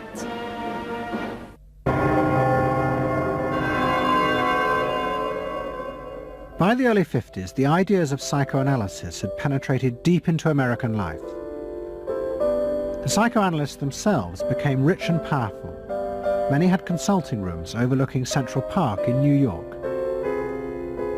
Politicians and famous writers like Arthur Miller and Tennessee Williams became their patients. They were seeking not just help, but to understand the hidden roots of human behavior. We were sought after. Washington was interested in what we think. You know, the important writers, important politicians were undergoing psychoanalysis. It was, we had waiting lists because there were so many patients that wanted to be analyzed. So it gave us a little bit of a swellhead. And as the psychoanalysts' ideas took hold in America, a new elite began to emerge in politics, social planning, and in business. What linked this elite was the assumption that the masses were fundamentally irrational. To make a free market democracy like America work, one had to use psychological techniques to control mass irrationality. They actually believed that this elite was necessary because individual citizens were not capable, if left alone, of being democratic citizens. The elite was necessary in order to create the conditions that would produce individuals capable of behaving as a good consumer and also behaving as a democratic citizen. They didn't see their activities as anti-democratic, as undermining the capacity of individual citizens for democracy. Quite the opposite. They understood that they were creating the conditions for democracy's survival and future. Anna Freud had never intended that her ideas be used in such a way, but she happily accepted the rise to power of psychoanalysis in America. She remained in England, living with Dorothy Burlingham. On the surface, it was an idyllic life. She and Dorothy had bought a weekend cottage on the Suffolk coast. And in the summers, Dorothy's children came from America to visit with the grandchildren. But underneath, things were going badly wrong. Both Bob and Mabby Burlingham, who Anna Freud had analysed in the 1930s, had suffered personal breakdowns, and their marriages were collapsing. Bob was drinking heavily, and Mabby suffered terrible anxieties. The real reasons for the visits to England were yet more analysis with Anna Freud. Well, the problem was that it didn't look very good, did it? Because here you have somebody who's having nervous breakdowns and is having alcoholic binges. And this is not exactly, doesn't really sit well. Well, you know, from a humane standpoint, obviously this is not desirable. You know, you want to help these people, but it also had the wider ramifications of everybody in analysis, in analytic circles, knew that Bob and Mabby were guinea pigs. They were the living proof that this was a wonderful process. It was very much swept under the rug. It didn't get out. I mean, these people had such, their power and influence was such that, you know, you were very careful. Anna Freud was a very powerful person, and you were the grandchildren, and she knew a great deal more than you did about what went on in your parents' lives and so forth. It was not something you were going to tangle with, and you were a product of the whole situation. But at the same time, we all knew that something was really out of whack. As she grew older, she became more and more important, didn't she? Politically and scientifically, but she didn't know when to stop. She was a bit too righteous. What she did was always the thing, and she would never, to my knowledge, acknowledge that she could make a mistake or be wrong. That is my feeling. But the power and influence of the Freud family in America was about to grow even more. Politicians were about to turn to Anna Freud's cousin, Edward Bernays, for help in a time of crisis. He was going to manipulate the inner feelings and fears of the masses to help America's politicians fight the Cold War. I don't mean to say, and no one can say to you, that there are no dangers. Of course there are risks if we are not vigilant. But we do not have to be hysterical. In 1953, the Soviet Union exploded its first hydrogen bomb, and the fear of nuclear war and communism gripped the United States. Those in power became concerned about how to reassure the population. Committees were set up and public information films made, appealing for calm in the face of new threats, like nuclear fallout. It's the fallacy of devoting 85% of one's worrying capacity to an agent that constitutes only about 15% of an atomic bomb's destroying potential. At this point, Edward Bernays was living in New York. In the 1920s, he had invented the profession of public relations and was now one of the most powerful PR men in America. He worked for most of the major corporations and advised politicians, including President Eisenhower. Like his uncle Sigmund, Bernays was convinced that human beings were driven by irrational forces. The only way to deal with the public was to connect with their unconscious desires and fears. Bernays argued that instead of trying to reduce people's fear of communism, one should actually encourage and manipulate the fear, but in such a way as it became a weapon in the Cold War. Rational argument was fruitless. What my father understood about groups is that they are manipulable, they're malleable, and that you can tap into their deepest desires or their deepest fears and use that to your own purposes. I don't think he felt that all those publics out there had reliable judgment, that they very easily might vote for the wrong man or want the wrong thing, so that they had to be guided from above. One of Bernays' main clients was the giant United Fruit Company. They owned vast banana plantations in Guatemala in Central America. For decades, United Fruit had controlled the country through pliable dictators. It was known as a banana republic. But in 1950, a young officer, Colonel Arbenz, was elected president. He promised to remove United Fruit's control over the country. And in 1953, he announced the government would take over much of their land. It was a massively popular move, but a disaster for United Fruit, and they turned to Bernays to help get rid of Arbenz.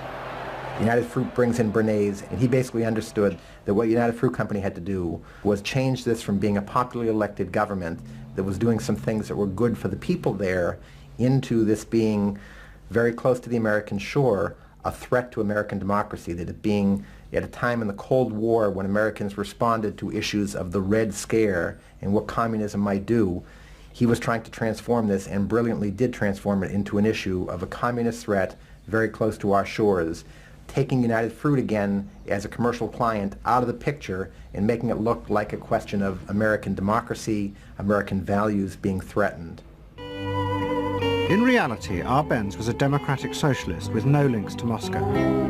But Bernays set out to turn him into a communist threat to America. He organized a trip to Guatemala for influential American journalists. Few of them knew anything about the country or its politics. Bernays arranged for them to be entertained and to meet selected Guatemalan politicians who told them that Arbenz was a communist controlled by Moscow. During the trip, there was also a violent anti-American demonstration in the capital. Many of those who worked for United Fruit were convinced it had been organized by Bernays himself. He also created a fake independent news agency in America called the Middle American Information Bureau. It bombarded the American media with press releases saying that Moscow was planning to use Guatemala as a beachhead to attack America. All of this had the desired effect. In Guatemala, the Jacob Arbenz regime became increasingly communistic after its inauguration in 1951. Communists in the Congress and high governmental positions controlled major committees, labor and farm groups, and propaganda facilities. They agitated and led in demonstrations against neighboring countries and the United States. What was profoundly new in terms of what Bernays did is he took this menace to our backyard in Guatemala. For the first time, we saw Reds a couple hundred miles from New Orleans who Eddie Bernays had us believing were a true threat to us, that it was going to be a Soviet outpost in our backyard. But what Bernays was doing was not just trying to blacken the Arbenz regime. He was part of a secret plot. President Eisenhower had agreed that America should topple the Arbenz government, but secretly.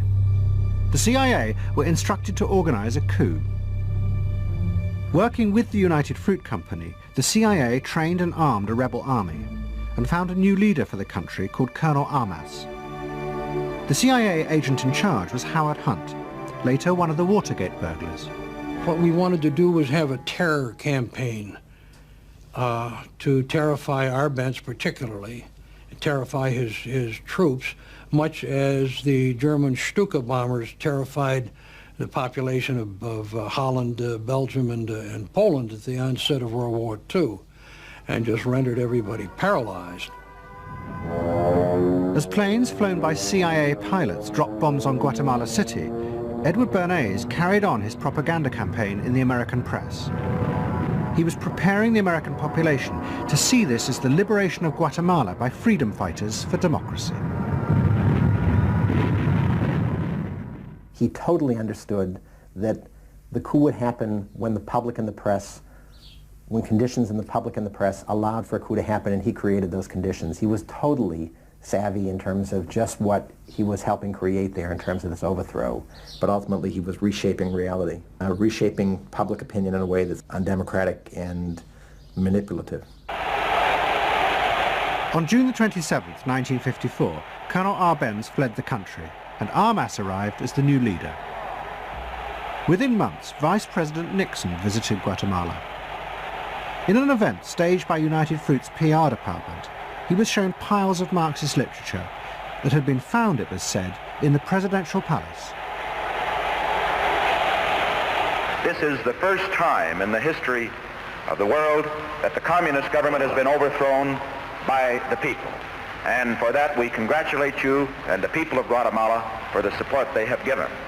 And we are sure that under your leadership, supported by the people whom I have met by the hundreds on my visit to Guatemala, that Guatemala is going to enter a new era in which there will be prosperity for the people together with liberty for the people. Thank you very much for allowing us to see this exhibit of communism in Guatemala. You're welcome. And for dinner, see what Mother has for dessert. Banana gingerbread shortcake. Just another of the many tempting ways in which this nutritious fruit can be prepared. So now that you've seen where bananas come from before they reach your table, our journey to Banana Land is ended. We hope you enjoyed the trip. We know you like bananas. Bernays had manipulated the American people, but he had done so because he, like many others at the time, believed that the interests of business and the interests of America were indivisible, especially when faced with the threat of communism. But Bernays was convinced that to explain this rationally to the American people was impossible, because they were not rational. Instead, one had to touch on their inner fears and manipulate them in the interests of a higher truth. He called it the engineering of consent. He was doing it for the American way of life, and to which he was devoted. So this sincerely devoted, and yet he felt the people were really pretty stupid. And that's the paradox. If you don't leave it up to the people themselves, but force them to choose what you want them to choose, however subtly, then it's not democracy anymore. It's something else. It's being told what to do. It's that old authoritarian thing. But the idea that it was necessary to manipulate the inner feelings of the American population in the interests of fighting the Cold War now began to take root in Washington. Above all, in the CIA, who were going to take it much further. They were concerned that the Soviets were experimenting with psychological methods to actually alter the memories and feelings of people, the aim being to produce more controllable citizens. It was known as brainwashing. Psychologists in the CIA were convinced that this really might be possible, and that they should try to do it themselves. The image of the human being that was being built up at that particular time was that there was a great deal of vulnerability in every human being, and that that vulnerability could be manipulated to program somebody to be something that I wanted them to be, and they didn't want to be. That you could manipulate people in such a way that they could be automatons, if you will, for whatever your own purposes were. This was the image that people thought was possible. In the late 50s, the CIA poured millions of dollars into the psychology departments of universities across America. They were secretly funding experiments on how to alter and control the inner drives of human beings. The most notorious of these experiments was run by the head of the American Psychiatric Association, Dr. Ewan Cameron. Like many psychiatrists at that time, Cameron was convinced that inside human beings were dangerous forces which threatened society. But he believed that it was possible not just to control these forces, but actually remove them. He thought that psychiatry should not just concentrate on sick people, mentally ill, but should actually go into government, that politicians should listen to psychiatrists. Psychiatrists should be in every parliament and should direct and monitor political activities, because they knew in a rational, scientific way what was good for people. Cameron had set up a clinic in a hospital in Montreal called the Allen Memorial. It is now long since closed down. Cameron took patients who suffered a wide range of mental problems. His theory was that these resulted from forgotten or repressed memories. But he was impatient with the idea of using psychotherapy to uncover them. Instead, he would simply wipe them. Cameron used drugs, including LSD, and the technique of ECT, electroconvulsive therapy. It was conventionally used at that time to relieve depression. But Cameron was going to use it in a new way, to produce new people. He was really using it to try and change the fundamental function of the individual, to alter their past memories, their past ways of behaving. And as I think he said at one point, it is to just sort of erase everything from their past so that you then had a slate in which you could record new ways of behavior. And so he used massive doses of shock, people receiving several shocks a day, and over a course of time, hundreds of ECT treatments, so that they were just reduced to a sort of a very primitive vegetable state. I don't remember what happened to me. I was introduced to Dr. Cameron, and I don't remember Dr. Cameron at all.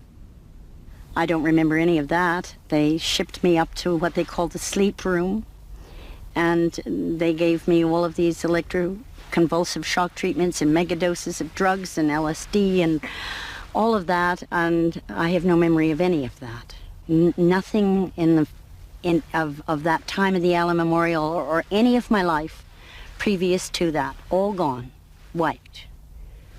And then having depatterned somebody or brought them down to where basically nothing but the essential functions of the body were going on in terms of breathing and things of this nature. Then he would begin to feed material into these individuals, positive material, such that the brain would be programmed in a positive way, so that the individual would be completely altered. Then he put these tapes under our pillows called psychic driving. He would then put back into this empty brain a program of whatever sort he decided upon, and the people like myself would wake up another person, I guess. In fact, Cameron's experiments were a complete disaster. All he managed to produce were dozens of individuals with memory loss, and the ability to repeat the phrase, "I am at ease with myself." And it was not an isolated case. Almost all the experiments the CIA funded were equally unsuccessful. Despite their ambitions, American psychologists were beginning to find out how difficult it was to understand and control the inner workings of the human mind. We had been really chasing a phantom, if you will, an illusion, that the human mind was more capable of manipulation from the outside by outside factors than it is. We found out that the human being is an extremely complex thing. There were no simple solutions. But you've just got to bear in mind that these were very strange times. The psychoanalysts had come to power in America because of their theory that they knew how to control the dangerous forces inside human beings. But now the psychoanalysts were about to face a high-profile failure that would lead people to begin questioning the very basis of their ideas. It began in Hollywood. The film industry had become fascinated by psychoanalysis, and Anna Freud was a powerful influence on dozens of analysts in Los Angeles. They treated film stars, directors, and studio bosses. Anna Freud's closest friend was the most sought after of all, Ralph Greenson. And in 1960, the most famous star in the world turned to Greenson for help. Marilyn Monroe was suffering from despair and had become addicted to alcohol and drugs. Well, when I walked in to dinner, here was Marilyn Monroe. And I'd made a picture with her called All About Eve. This is dinner at Ralph Greenson's? Yes.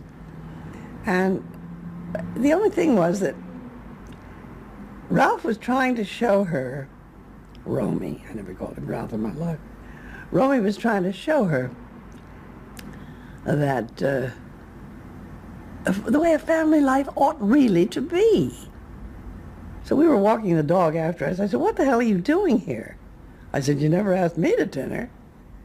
And he said, "You weren't that sick." And I said, "Oh, no." He said, "The point is just this child has no frame of reference. In other words, she doesn't know what the goal is." What Greenson did was follow Anna Freud's theory. If Marilyn Monroe could be taught to conform to what society considered a normal pattern of life, that would help her ego control her inner destructive urges. But Greenson pushed it to an extreme. He persuaded Monroe to move into a house nearby that was decorated like his own. He then took her into his own family life, and he, his wife, and his daughter played at being Monroe's own family. Greenson himself would become the model of conformity. And so this, someone whom she regarded as important and whom she idealized, if he turned out to be a very gratifying father figure, her ego would benefit from that. That was the theory. His wife and children, everyone was involved in it. They were strengthening the person. They were strengthening the mind. They were strengthening the agent that controls inner life against adversity, against insufficiency, against too much frustration. So that Marilyn Monroe would no longer be a helpless person looking for love. She'd have enough love. But despite all his efforts, Greenson was unable to help Marilyn Monroe. On August the 5th, 1962, she committed suicide in her house. The suicide shocked many in the analytic community, including Anna Freud. And high-profile figures in American life, who had previously been enthusiasts for psychoanalysis, now began to question why psychoanalysis had become so powerful in America. Was it really because it benefited individuals? Or had it in fact become a form of constraint in the interests of social order? The critics included Monroe's ex-husband, Arthur Miller. My argument with so much psychoanalysis is the preconception that suffering is a mistake, or a sign of weakness, or a sign even of illness, when in fact, possibly the greatest truths we know have come out of people's suffering. That the problem is not to undo suffering or to wipe it off the face of the earth, but to make it inform our lives. instead of trying to cure ourselves of it constantly and avoid it, and avoid anything but that lobotomized sense of what they call happiness. There's too much of an attempt, it seems to me, to think in terms of controlling man rather than freeing him, of defining him rather than letting him go. Mm-hmm. And it's part of the whole ideology of this age, which is power mad. Hey, have you heard about the crazy new way to send a message today? It's flashed on a screen, too quick to see, but still you get it subliminally. At the same time, an onslaught was launched on the way psychoanalysis was being used by business to control people.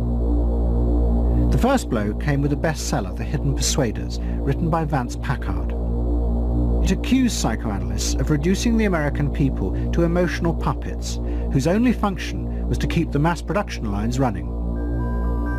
They did this by manipulating people's unconscious desires to create longings for ever new brands and models. They had turned the population into unwitting participants in the system of planned obsolescence.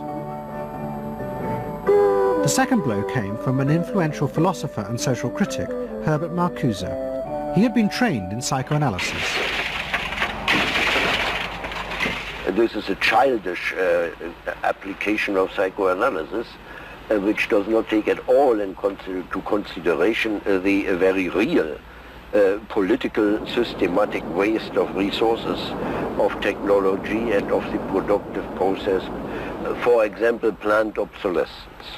For example, the production of innumerable brands and gadgets who are, in the last analysis, all the same. The production of innumerable different marks of automobiles. And this prosperity at the same time, consciously or unconsciously, leads to a kind of schizophrenic existence. I believe that in this society an incredible quantum of aggressiveness and destructiveness is accumulated precisely because of the empty prosperity, which then simply erupts.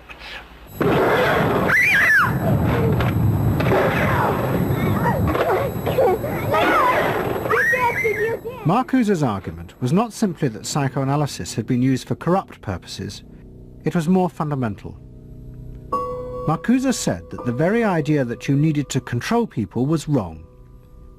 Human beings did have inner emotional drives, but they were not inherently violent or evil. It was society that made these drives dangerous by repressing and distorting them. Anna Freud and her followers had increased that repression by trying to make people conform to society.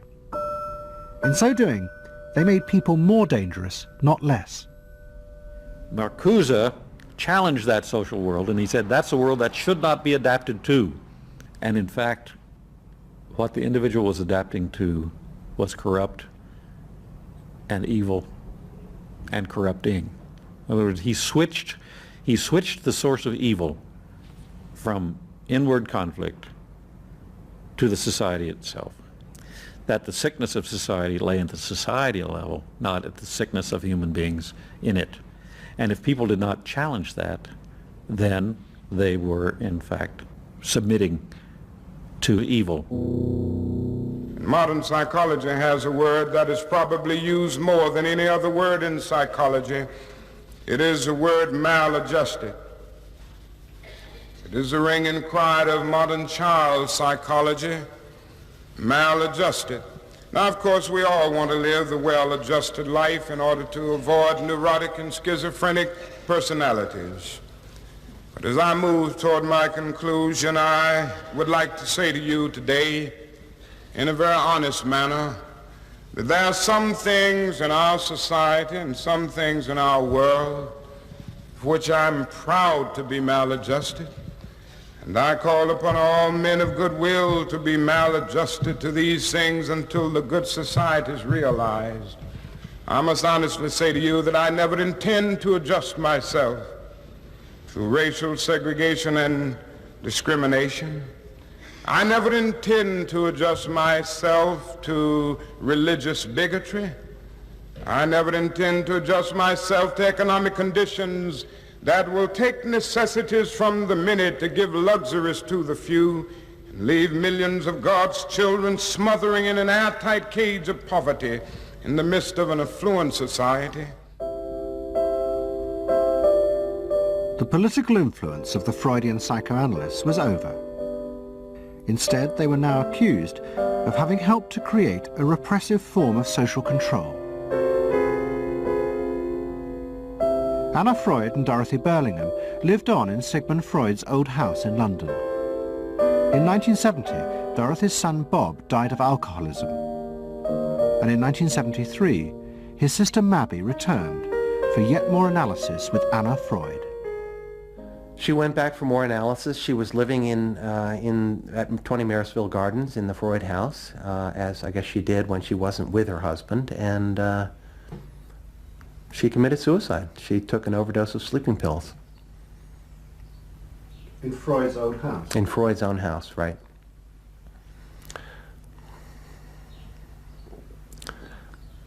So, I mean, you know, the obvious, there are a lot of implications that one can draw from that, and I just think she happened to reach the end of the rope there.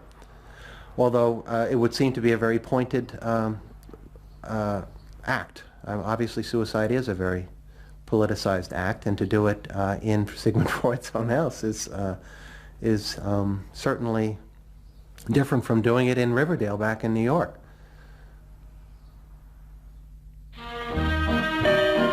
Next week's episode will tell the story of the rise to power of the enemies of the Freud family. They believed that the way to build a better society was to let the self free. But what they didn't realize was that this idea of liberation would provide business and politics with yet another way to control the self, by feeding its infinite desires. To be lonesome, you know not what it means to be blue. Someday you'll realize and pay for all those lies, then you'll know what it means to be blue.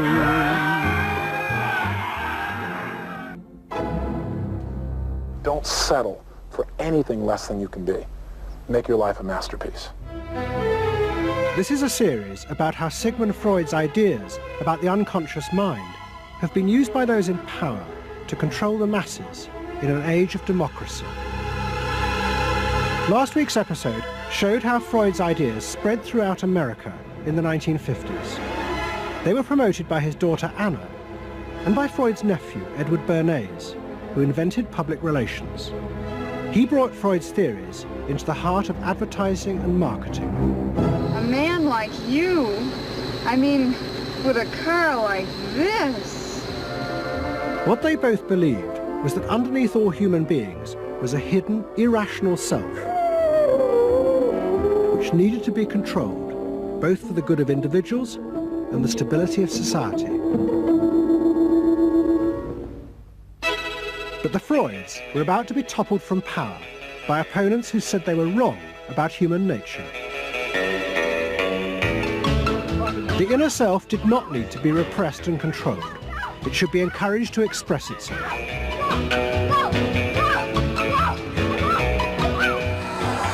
Out of this would come a new type of strong human being and a better society.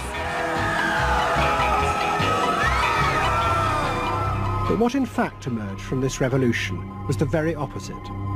An isolated, vulnerable, and above all greedy self, far more open to manipulation by both business and politics than anything that had gone before.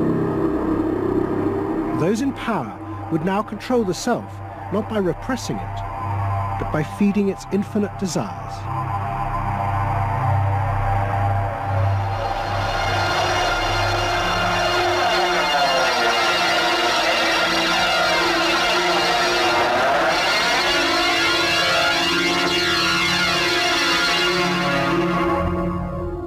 What goes on here is the liberation of feeling. In other words, feelings, not just memories, that have been suppressed. For example, screaming, crying, anger. You get a person who's really angry, and they're going to let it out. No! I could kill you. I'm an old man. Listen, I can't get all the strength into this that young people would get if they have those feelings. That wasn't bad. In the 1950s, a small group of renegade psychoanalysts began a new form of therapy. They worked in small rooms in New York City and encouraged their patients to express their feelings openly. I want help. I do. I want help. It was a direct attack on the ideas of the Freudian psychoanalysts, who had become rich and powerful, teaching Americans how to control their feelings. In Freud's work, you see, they were afraid of the feelings. They believed that what they wanted was contained people, very proper, doing the right thing and living a proper life. That's what they wanted, but not an intense emotional life. Freud wasn't emotional himself. I mean, he's an intellect, Freud. I was an intellect too, I know, but I'm also more than that now. The leader of this group was a man hated by Freud and his family. He was called Wilhelm Reich. Reich lived an isolated life in a house he had built for himself in remote mountains near the Canadian border. Reich originally had been a devoted disciple of Freud's in Vienna in the 1920s. But he had challenged Freud over the fundamental basis of psychoanalysis. Freud argued that at heart, human beings were still driven by primitive animal instincts. The job of society was to repress and control these dangerous forces. Reich believed the complete opposite. The unconscious forces inside the human mind, he said, were good. It was their repression by society that distorted them. That was what made people dangerous. Reich and Freud had two fundamentally differing views about what was essential human nature. At its core, Freud saw an uncontrolled, violent, warlike, raging inferno of emotions. Reich said these things are not the way human beings are originally destined to be. They're the result of not permitting the original impulse to express itself. The underlying natural impulse, Reich argued, was the libido, sexual energy. If this were released, then human beings would flourish. But this idea brought him into direct conflict not only with Sigmund Freud, but Freud's daughter Anna, who believed that the sexual forces in humans were dangerous if not controlled. My father thought that you should liberate the libido and have freedom. And he developed a theory rather early that neuroses were due to lack of good orgasm, or any orgasm. And that was, Anna Freud, you know, was a virgin. I mean, this is very important because she never had a sexual relation with a man. And here was this man preaching that the way to health was through orgasm. And here was this woman who had been analyzed by her father because she was masturbating. So here's this woman who's opposed to sexuality, really, and here's this man who's preaching sexual freedom. I mean, there was bound to be a clash, wasn't there? The conflict came to a head at a conference in 1934 in Switzerland. Anna Freud, who had by now become the acknowledged leader of the psychoanalytic movement, forced Wilhelm Reich out. She destroyed his career. She got rid of him, very definitely. And I guess part of what I'm doing is getting rid of her. Explain. Well, I think that Anna Freud shouldn't get away with what she did, that it should be known. Maneuvering to get him kicked out of the International Psychoanalytic Association. So you're taking revenge? You might say so, right? Or wronging a right? No, righting a wrong. You better cut that one out. Isn't that called a Freudian slip? Yes, it is. Reich fled to the United States and built his home and a laboratory. His ideas became grandiose to the point of madness. He was convinced that he had discovered the source of libidinal energy. He called it orgone energy, and Reich built a giant gun, which he said could capture this energy from the atmosphere and concentrate it onto clouds to produce rain. He also said that the gun could be used to destroy UFOs, which threatened the future of the world. In 1956, Reich was arrested by the federal authorities for selling a device that he said used orgone energy to cure cancer. Reich was treated as a madman. He was imprisoned and all his books and papers burnt on the order of the court. A year later, Reich died in prison. To the Freudians, it seemed as if their main threat had been removed forever. But they were wrong. What the Freudians didn't realize was that their influence in American society was also about to be challenged, and in a way that would lead not only to their decline, but to the dramatic resurgence of Reich's ideas in America and throughout the capitalist world.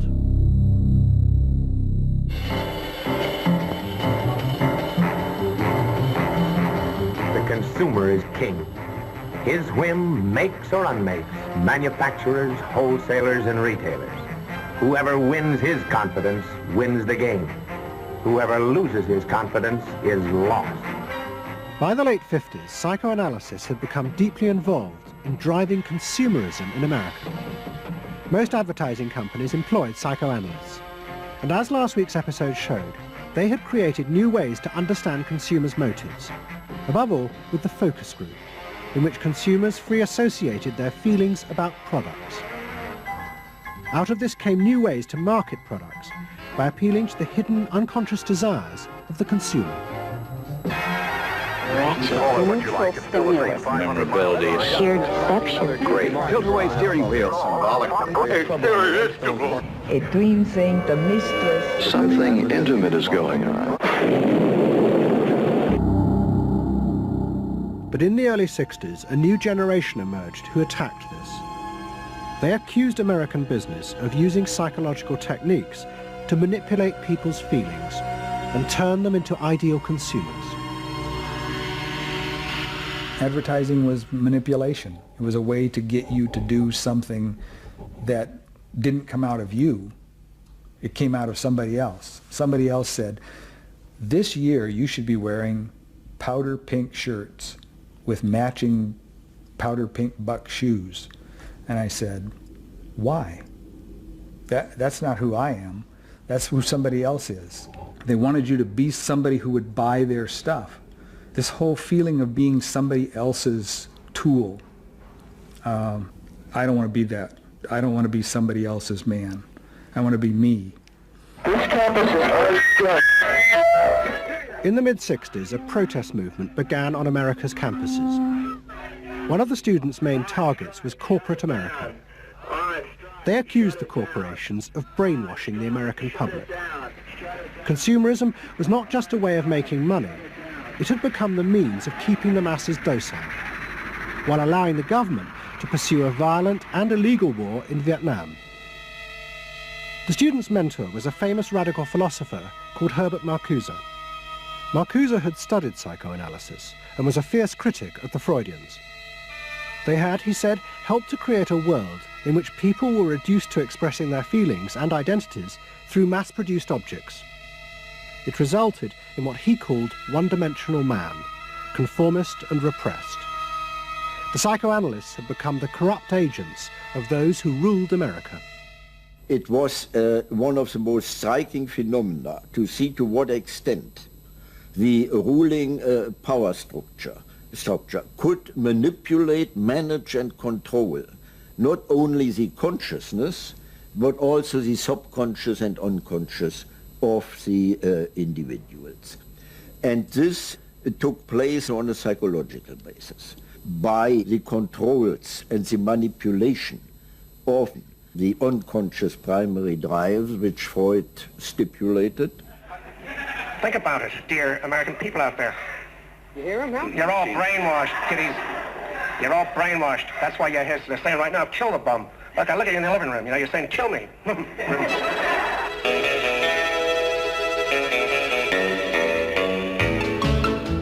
Following the logic of Marcuse's argument, the new student left set out to attack this system of social control. It was summed up in the slogan, "There is a policeman inside all our heads. He must be destroyed." And that policeman was going to be destroyed by overthrowing the state and the corporations that had put him there. One group, the Weathermen, began a series of bomb attacks on companies that they said both controlled people's minds through consumer products and made the weapons being used in Vietnam. There's no way to be committed to nonviolence in the middle of the most violent society that history's ever created. I'm not committed to nonviolence in any way. We want to live a life that isn't based on materialistic values, and yet the whole system of government and the economy of America is based on profit, on personal greed and selfishness. So that in order to be human, in order to love each other and be equal with each other and not place each other in roles, we have to destroy the kind of government that keeps us from asserting our positive values of life. But the American state fought back violently. At the Democratic Convention in Chicago in 1968, the police and the National Guard were unleashed to attack thousands of demonstrators. It was the start of a phase of ruthless repression of the New Left in America. It culminated in the killing of 4 students at Kent State University 18 months later. In the face of this, the left began to fall apart. We had met the force of the state. It was much bigger and stronger and more powerful than we realized. And at that point, what seemed to happen was that there was a change in tactics. Confronted by this violent repression, many in the New Left began to turn to a new idea. If it was impossible to get the policeman out of one's head by overthrowing the state, instead one should find a way of getting inside one's own mind and removing the controls implanted there by the state and the corporations. Out of this would come a new self, and thus a new society.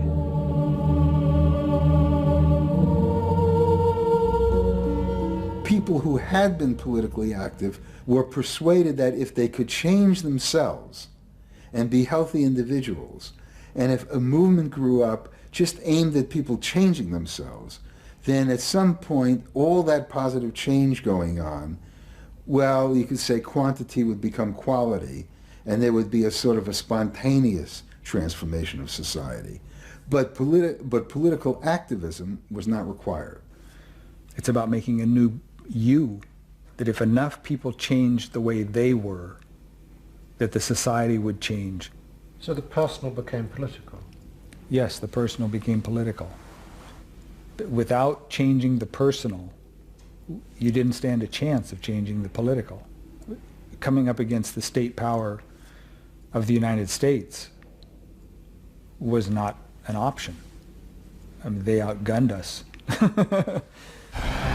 And to produce the new self, they turned to the ideas and techniques of Wilhelm Reich. Since his death, a small group of psychotherapists had been developing techniques based on Reich's ideas. Their aim was to invent ways that would allow individuals to free themselves from the controls implanted in their minds by society. Their center was a tiny old motel on the remote coast of California. It was called the Esalen Institute. The dominant figure at Esalen was a psychoanalyst called Fritz Perls. Perls had been trained by Reich and had developed a form of group encounter in which he pushed individuals to publicly express the feelings inside them that society had said were dangerous and should be repressed. It's a basic fear of that thing inside me, like a little demon in there. It doesn't come out very often. It's really hard to get it out. Now put the thing inside you on that chair and talk to it.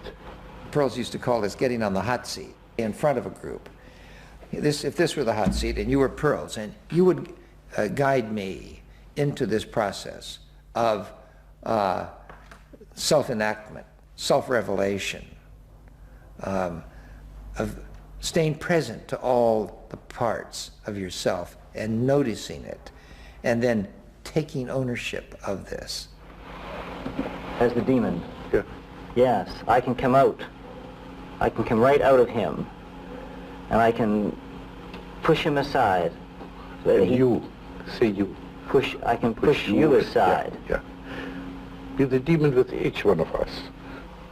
I can make you all cry. I can make you all feel terrible. Maybe even forever. I can make this mouth here, do things and say things. I can almost destroy anyone, each one of you, if I get out. There isn't one of you that I would spare. Not even you. Yeah. How do you feel now? I feel better. I feel very honest. Yeah. And you notice the increase of power. In other words, taking ownership of who you are and how you act and how you feel. Your whole being in the world. In other words, giving you autonomy, owning your freedom. I'm frightening. When I have my power, I'm frightening. Say, I frighten you with my power. I frighten you with my power. Now, where do you feel your power? In your hands? In your muscles? Where else? Wake up! I want you to do for me, God damn you! Okay. Stop it. You. It was not phony movement. That's what I wanted to do, and I did it. What Pearls and others working at Esalen believed was that they were creating ways that allowed individuals to express their true inner selves. I want them to applaud for me. Out of this, they believed, would come new autonomous beings free of social conditioning. To the left, defeated in the wake of Chicago, it was an enormously attractive idea. These techniques could be used to unleash a new, powerful self, strong enough to overthrow the old order.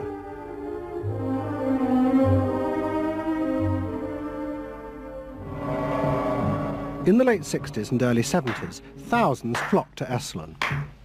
Only a few years before, it had been an obscure fringe institute.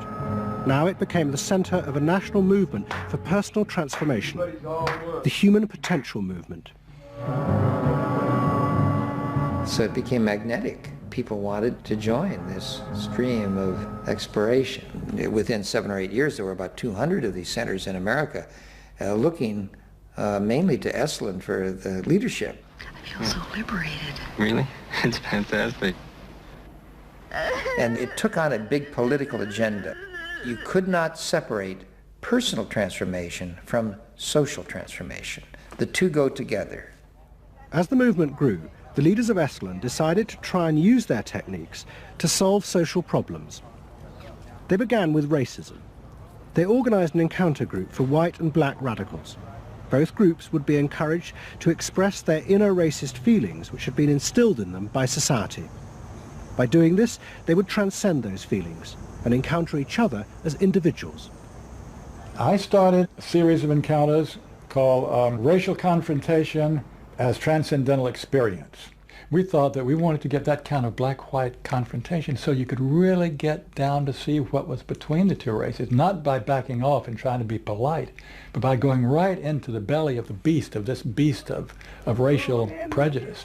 And these were extremely dramatic. These were the toughest workshops ever convened at Esalen Institute. I'm looking at you, Whitey. You got clothes on. You got shoes on. You're just so sure looking at me, huh? You got the goddamn police in the neighborhood. Really?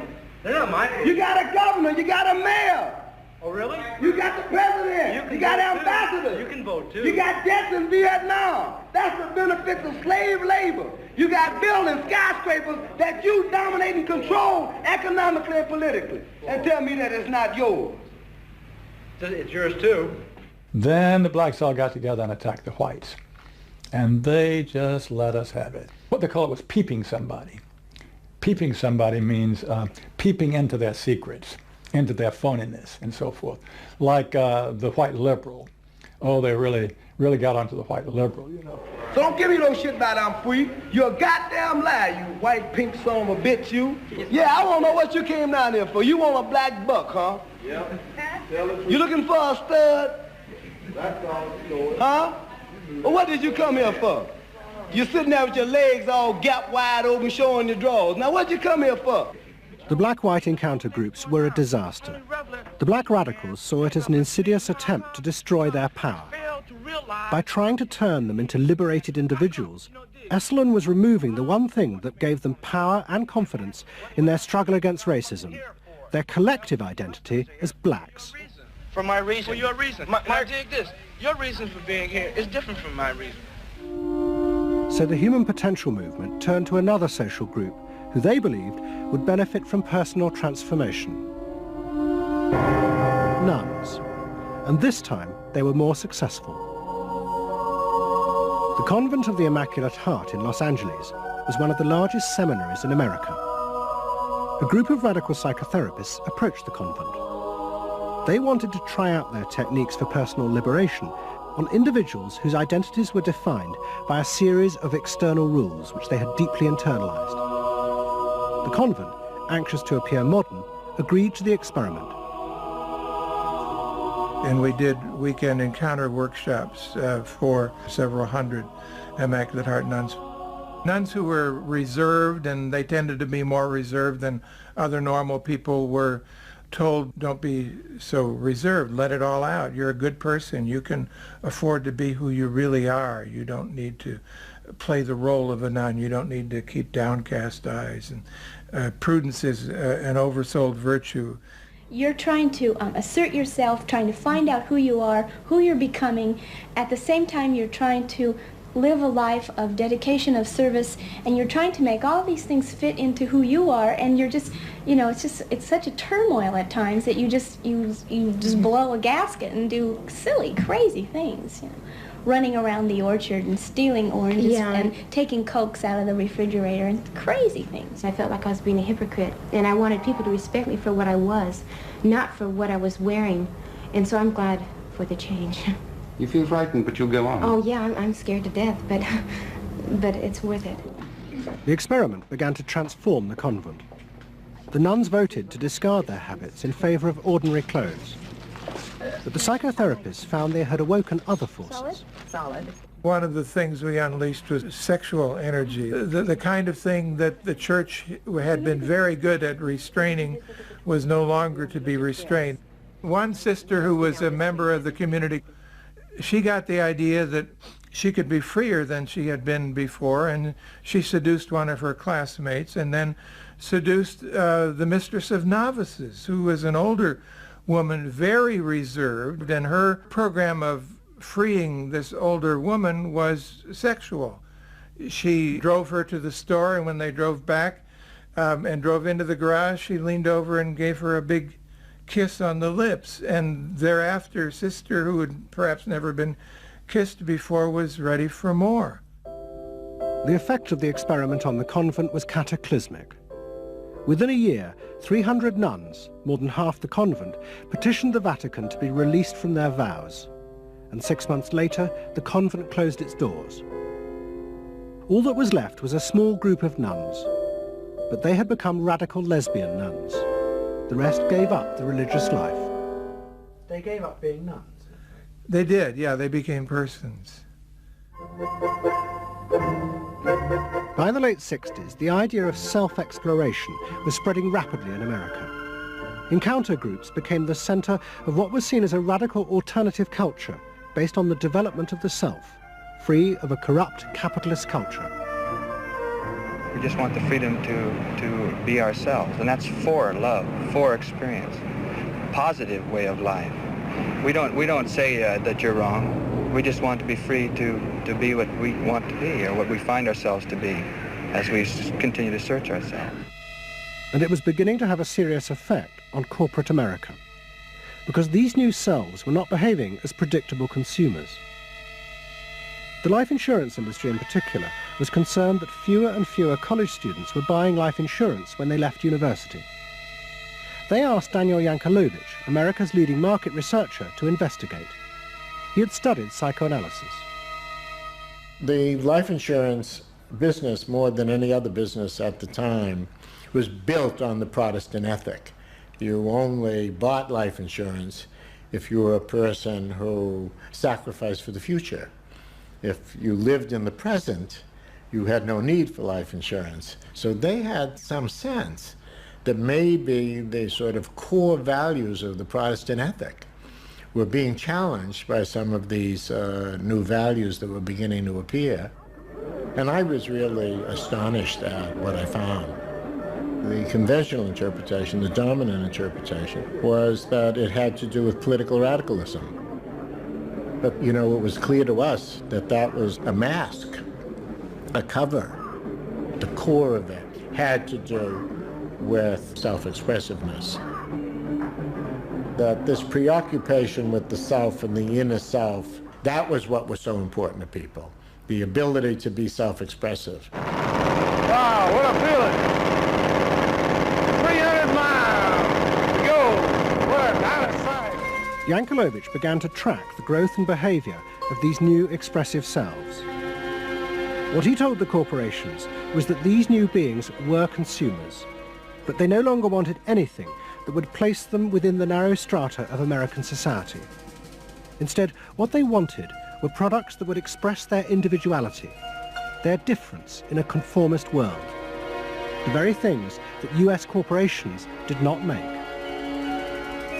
Products have always had an emotional meaning. What was new was individuality. The idea that this product expresses me, and whether it was a small European car, the particular music system, Relaxing. your presentation of self, your clothing. For immediate energy from our muscles and relaxing. These become ways in which people can expend their money in order to say to the world who they are.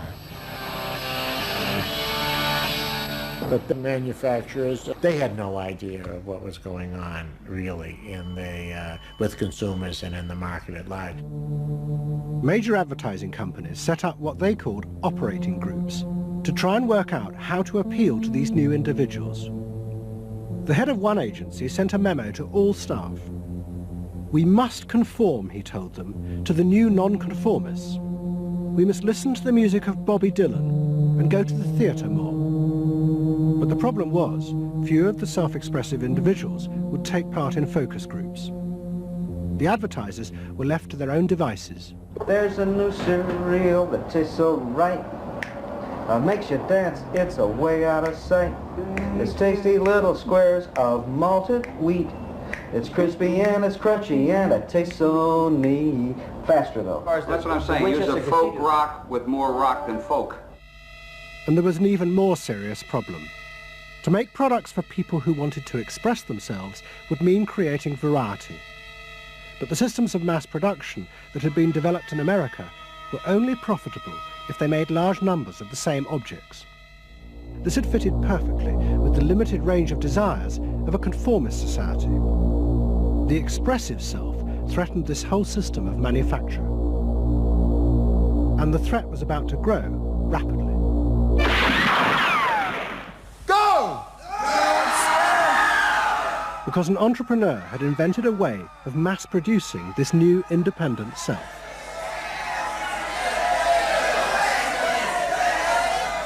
He was called Werner Erhard. Some of the stuff that we traditionally think of as being in your mind is actually in the world, because you're moving to that too. Erhard had invented a system called EST, Erhard Seminar Training.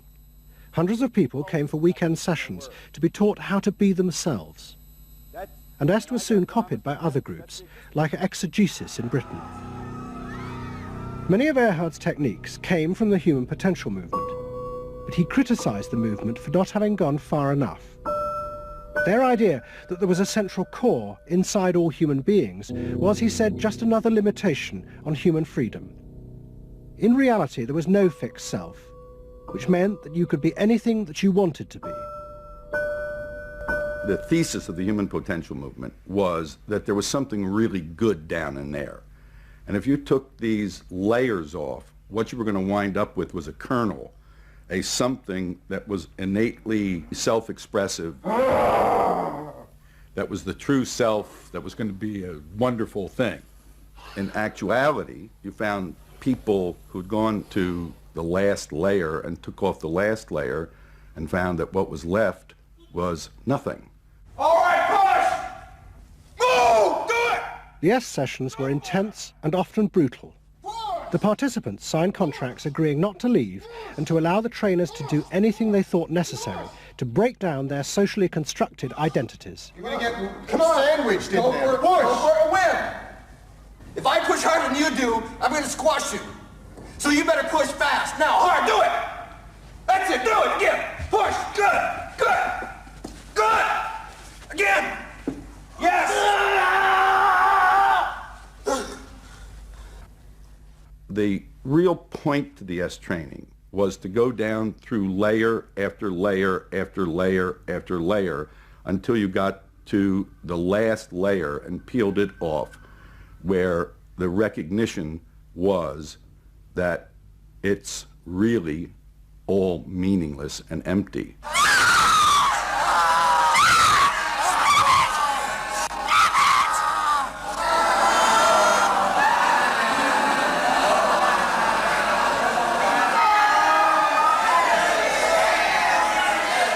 Now, that's existentialism's endpoint.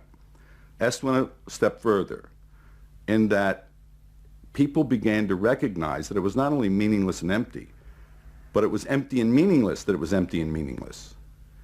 And in that there's an enormous freedom. All the constrictions, all of the rules you've placed on yourself are gone. And what you're left with is nothing. And nothing is an extraordinarily powerful place to stand, because it is only from nothing that you can create. And from this nothing, people were able to invent a life, and allowing them to create themselves. Invent themselves. Invent themselves. You can be what you want to be. I want you to start to make that sound, and on that sound, create and people the world the way you want to create it. What Earhart did was to say that only the individual matters, that there is no societal concern, that you living a fulfilled life is all you need be concerned about. Est people came out of those trainings feeling that it wasn't selfish to think about yourself, it was your highest duty. So kiss me and smile for me. Tell me that you'll wait for me.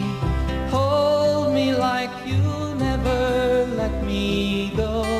The training is 2 weekends, and it was quite an incredible experience in my life. I'll forever be grateful for the experience. I got a great deal out of it. We really want to know who we are. There are things going on. We learn more and more about ourselves all the time, and to really find out what it is that makes us tick and how we are discovering ourselves. Est became hugely successful. Singers, film stars, and hundreds of thousands of ordinary Americans underwent the training in the 1970s. But in the process, the political idea that had begun the movement for personal transformation began to disappear. The original vision had been that through discovering and expressing the self, a new culture would be born, one that would challenge the power of the state. We will not let them separate our culture from our politics. We are a people. We are all together. But what was now emerging was the idea that people could be happy simply within themselves, and that changing society was irrelevant. One of the proponents of this was Jerry Rubin. In 1968, Rubin, as leader of the Yippies, had led the march on Chicago, but now he had undergone S training. I was willing to die, and I had a martyr complex in a sense. I think we all did. And I've given up that ideal of sacrifice. And I'm not as I'm not as overwhelmingly moved by injustice as I was. And now we reincarnated ourselves from within. Basically, the politics were lost and totally replaced by this lifestyle, and then the desire to become deeper and deeper into the self. By now, a grandiose sense of the self. And my good friend and one of the original Yippie founders, Jerry Rubin, definitely moved in that direction. And I think he was beginning to buy into the notion that he could be happy and fully self-developed on his own. Socialism in one person. Yes. Was he alone in that trajectory? Although that, of course, is capitalism. That's the whole joke. I think it's funny. I think it's funny because people spend so much of their life being bedeviled by their past and being locked into their past and being limited by their past. And there's an enormous freedom from that, letting people create themselves. Est was only the most vivid and intense expression of an idea that was spreading rapidly through all strata of American society. Books and television programs promoted the idea that one's first duty was to be oneself. And those monitoring this shift were astonished at the speed with which the idea was spreading. In 1970, it was a small percentage of the total population, maybe 3 to 5%. By 1980, it had spread to the vast majority of the public, up to 80%. You asked the question, how do you get self-actualized? You take this day and you say, when I shave every morning, I look in that mirror, I say to myself, I really say this, I say, nobody is going to ruin this day for you, Wayne Dyer, nobody. That this preoccupation with the self and the inner self traveled and spread throughout the society in the 1970s. It helped me to stop living in the past and start building from today and using my experiences in a positive way to be a better person today and tomorrow. But then the problem comes, well, how do you be self-expressive? And it was at this point that American capitalism decided it was going to step in and help these new individuals to express themselves, and in the process make a lot of money. The first thing they were going to do was to find a way of getting inside their heads, to discover what these new beings wanted in order to be themselves. This came not from Madison Avenue, but from one of the most powerful scientific research institutes in America. Stanford Research Institute in California worked for corporations and government. It had done much of the early work on computers and was also working for the Department of Defense on what would become the Star Wars project. In 1978, a group of economists and psychologists at SRI decided to find a way to read, measure, and fulfill the desires of these new, unpredictable consumers. The idea was to create a rigorous tool for measuring a whole range of desires, wishes, values that prior to that time had been kind of overlooked. They say in business, you know, what gets measured gets done. We were basically telling manufacturers, if you're really going to satisfy not just the basic needs, but individuated wants, whims, and desires of more highly developed human beings, you're going to have to segment. You're going to have to individuate. To do this, SRI turned for help to those who had begun the liberation of the self. In particular, one of the leaders of the human potential movement, a psychologist called Abraham Maslow. Through observing the work at places like Esalen, Maslow had invented a new system of psychological types. He called it the hierarchy of needs, and it described the different emotional stages that people went through as they liberated their feelings. At the top was self-actualization. This was the point at which individuals became completely self-directed and free of society. The team at SRI thought that Maslow's hierarchy might form the basis for a new way to categorize society, not by social class, but by different psychological desires and drives. To test this, they designed a huge questionnaire with hundreds of questions about how people saw themselves, their inner values. The questions were designed to see whether people fitted into Maslow's categories. We were trying to find out what people really felt like. So we asked these really penetrating questions, and we hired a company that administers surveys, you know, to do them. They said they've never seen anything like it. Usually you have to send out a postcard 6 weeks and then another postcard, and then you got to call the people up, you know, to get the return rates up. We had an 86% return, and they only sent out one postcard. People loved filling out this questionnaire. We got several questionnaires back with a note attached saying, do you have any other questionnaires I could fill out? Because we were asking people to think about things that they had never thought about before, and they liked thinking about them. Like you know? what? Like what they felt inside? Yeah, like what they felt inside. What motivated them? What was their life about? What was important to them? It was sort of like, wow. The answers were then analysed by computer. It revealed that there were underlying patterns in the way people felt about themselves, which fitted Maslow's categories. And at the top of the hierarchy were a large and growing group which cut across all social classes. The SRI team called them the inner directives. These were people who felt they were not defined by their place in society, but by the choices they made themselves. But what SRI discovered was that these people could be defined by the different patterns of behaviour through which they chose to express themselves. Self-expression was not infinite. It fell into identifiable types. And the SRI team invented a new term for it, lifestyles. They had managed to categorize the new individualism. They called their system Values and Lifestyles, VALS for short. At the forefront of this change are three new VALS groups we call inner directive. These are people for whom personal satisfaction is more important than status or money. They tend to be self-expressive, complex, and individualistic.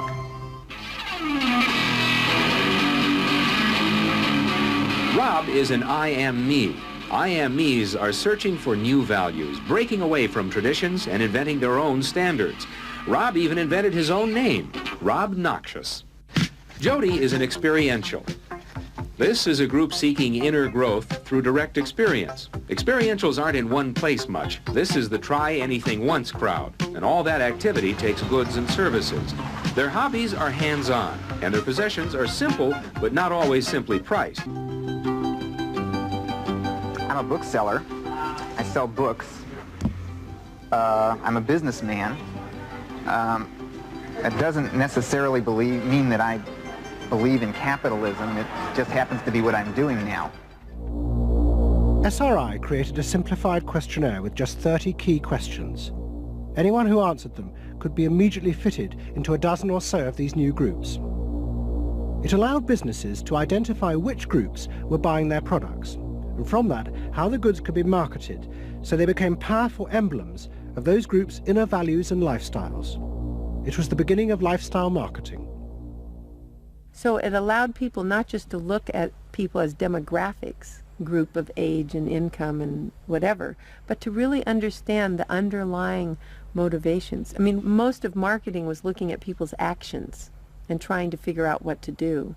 But what we were doing is we were trying to look more into people's underlying values so that we could predict what is their lifestyle, what kind of house do they live in, what kind of car do they drive.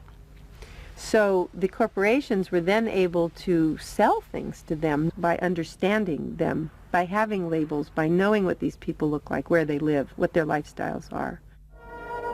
If a new product expressed a particular group's values, it would be bought by them. This is what made the values and lifestyle system so powerful, its ability to predict what new products self-actualizers would choose. And this power was about to be demonstrated dramatically. VALS would show it could predict not just the products they would buy, but the politicians they were going to choose to elect. Ladies and gentlemen, the next president of the United States of America, Ronald Reagan! In 1980, Ronald Reagan ran for president. He and his advisors were convinced they could win on a program of a new individualism, It would be an attack on 50 years of government interference in people's lives. I wrote a speech about let the people make the basic decisions, get judges out of the way, get bureaucrats out of the way, get centralized government out of the way. I gave Reagan a choice of several titles for the speech, and the one he picked was let the people rule. Let the people regain rule, regain control over their own destiny away from a remote elite in Washington. I would like to think that the kind of leadership that I would exercise in Washington is not the kind of leadership that I would pretend that I can solve all the problems I've been discussing here, but that together, you and I can.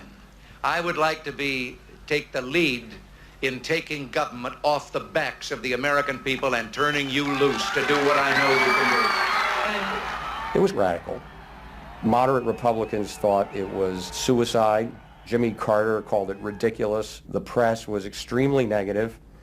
But the odd thing is that it polled very well in New Hampshire, which was the first primary state, the state that we had to win. What was odd was that there seemed to be a strange mosaic of support for Reagan's policies. The traditional pollsters could see no coherent pattern across class, age, or gender. But those who had designed the values and lifestyle system believed that they knew why. They were testing their system in both America and Britain. And they were convinced that both Reagan's and Mrs. Thatcher's message about individual freedom would appeal to the group at the top of their hierarchy, the inner directeds, because it fitted with the way they saw themselves. They were really concerned about being individuals, being individualistic. And so in the early stages, when we were looking at the messages that both Thatcher and then Reagan were putting across, we said they are using words that will really appeal to a lot of the younger people, and particularly to the people who are moving towards self-actualization. We call them the inner-directed people. A lot of our colleagues said, that's absolutely ridiculous, because inner-directeds are very socially aware, very socially concerned. They'll never vote Conservative, or they'll never vote for the Republicans. But we said, if Thatcher and Reagan continue to appeal to them in this way, they really will. And I vision leadership in taking government off your backs and turning you loose to do what you can do so well. Thank you very much. The idea that the new self-actualizing individuals would choose a politician from the right, not the left, seemed extraordinary. But to test their prediction, the Values and Lifestyles team did a survey of voting intentions, and they correlated it with their new psychological categories. When we said in our surveys, who are you going to vote for, sure enough, it was the inner-directeds who said that they would vote for Thatcher and for Reagan. And they made the difference in those elections because of their voting for Thatcher and Reagan. And it really surprised our colleagues, even within my own organisation. It really showed the power of this approach, because it's very difficult to identify inner-directeds on the street. These people who voted for Thatcher and Reagan, these inner-directeds, came from any walk of life. It's really hardly correlated with social class at all. I mean, if you just go along and look at age, sex, social class, you would never pick them up. But if you really go along with a questionnaire that gets at their values, then you can identify them very easily. And that was new? And that was completely new, yeah. At the beginning of 1981, Ronald Reagan was inaugurated as president. But he took charge of a country that was facing economic disaster. The terrible inflation of the 1970s had destroyed much of America's traditional heavy industries, and millions were unemployed. But true to his campaign promises, Reagan told the country he would not step in to help, as all previous governments had since the war. These United States are confronted with an economic affliction of great proportions. We suffer from the longest and one of the worst sustained inflations in our national history. Idle industries have cast workers into unemployment, human misery, and personal indignity. In this present crisis, government is not the solution to our problem. Government is the problem. But America's ailing economy was about to be rescued, not by government, but by the new groups that the market researchers had identified, the self-actualizing individuals. They were about to become the motor for what would be called the new economy. You can be what you want to be. So regarding V8, what do you really want? A tasty product that's good for me. What do you want that for? One technique is that we ask people the same question over and over and over again, and we say, what do you want? What do you really want? What do you want that for? And they start to talk about it, and they kind of get intimate with what's going on. What we're doing with that technique is unpeeling the onion. If you want to think of a person kind of having layers and layers and layers of protection and thoughts and behaviors and beliefs, we want to get to that center core. In the wake of the invention of values and lifestyles, a vast industry of psychological market research grew up. And the old technique of the focus group, invented by the Freudian psychoanalysts in the 50s, was used in a new and powerful way. The original aim of the focus group had been to find ways to entice people to buy a limited range of mass-produced goods. But now focus groups were used in a different way to explore the inner feelings of lifestyle groups, and out of that invent whole new ranges of products, which would allow those groups to express what they felt was their individuality. And the generation who had once rebelled against the conformity imposed by consumerism now embraced it because it helped them to be themselves. What capitalism managed to do that was brilliant was to actually create products that people like me would be interested in, that people like Jerry Rubin would be interested in. Capitalism developed a whole industry at developing products that evoked a larger sense of self. That seemed to agree with us that the self was infinite, that you could be anything you wanted to be, that took our philosophy and agreed with it, and then created products that supposedly helped you, aids, that helped you be this limitless self. The product sells you a way of life, a way of being. The product sells you values. You dress this way, you live in a house like this, you have furniture like this, you use this computer. Do you have the regular jeans? Or? Oh, Gloria Vanderbilt does a lot in denim, in silks, and in cotton. You eat in these restaurants, there are values there, hipness, coolness. This is not, I repeat, not a marketing scheme. So the notion that you could buy an identity replaced the original movement notion that you were perfectly free to create an identity. And you were perfectly free to change the world and make the world anything you wanted it to be. Well, what I wear is a statement. And this vast range of new desires fitted perfectly with changes in industrial production.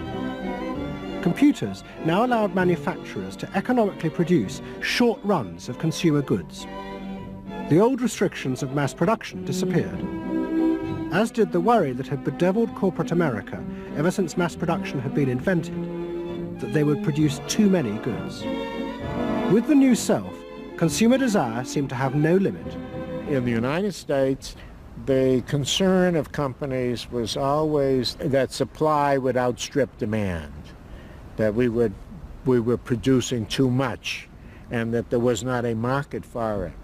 You don't hear that kind of talk anymore, because you've gone from a conception of a market of limited needs, and if you fill them, they're filled, to a market of unlimited, ever-changing needs dominated by self-expressiveness, that products and services can satisfy in an endless variety of ways, and ways that change all the time.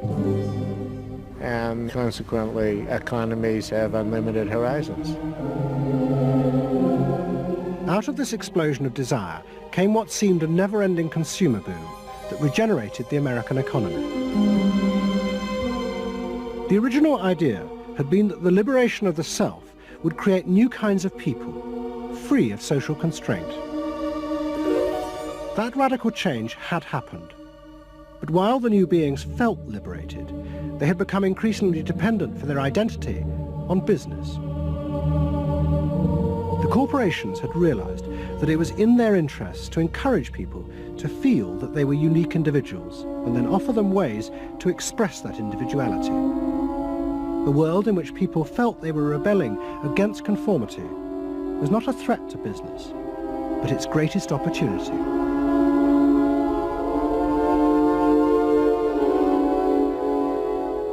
It was, in a sense, the triumph of the self. It was the triumph of a certain self-indulgence, a view that everything in the world and all moral judgment was appropriately viewed through the lens of personal satisfaction. Indeed, the ultimate ending point of that logic is that there is no society. There is only a bunch of individual people making individual choices to promote their own individual well-being.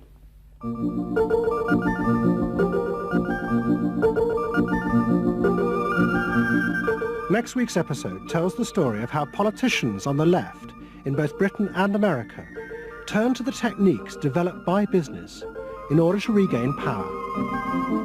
But what they didn't realize is that what had worked for business would undermine the very basis of their political beliefs. They would find themselves trapped by the greedy desires of the new self.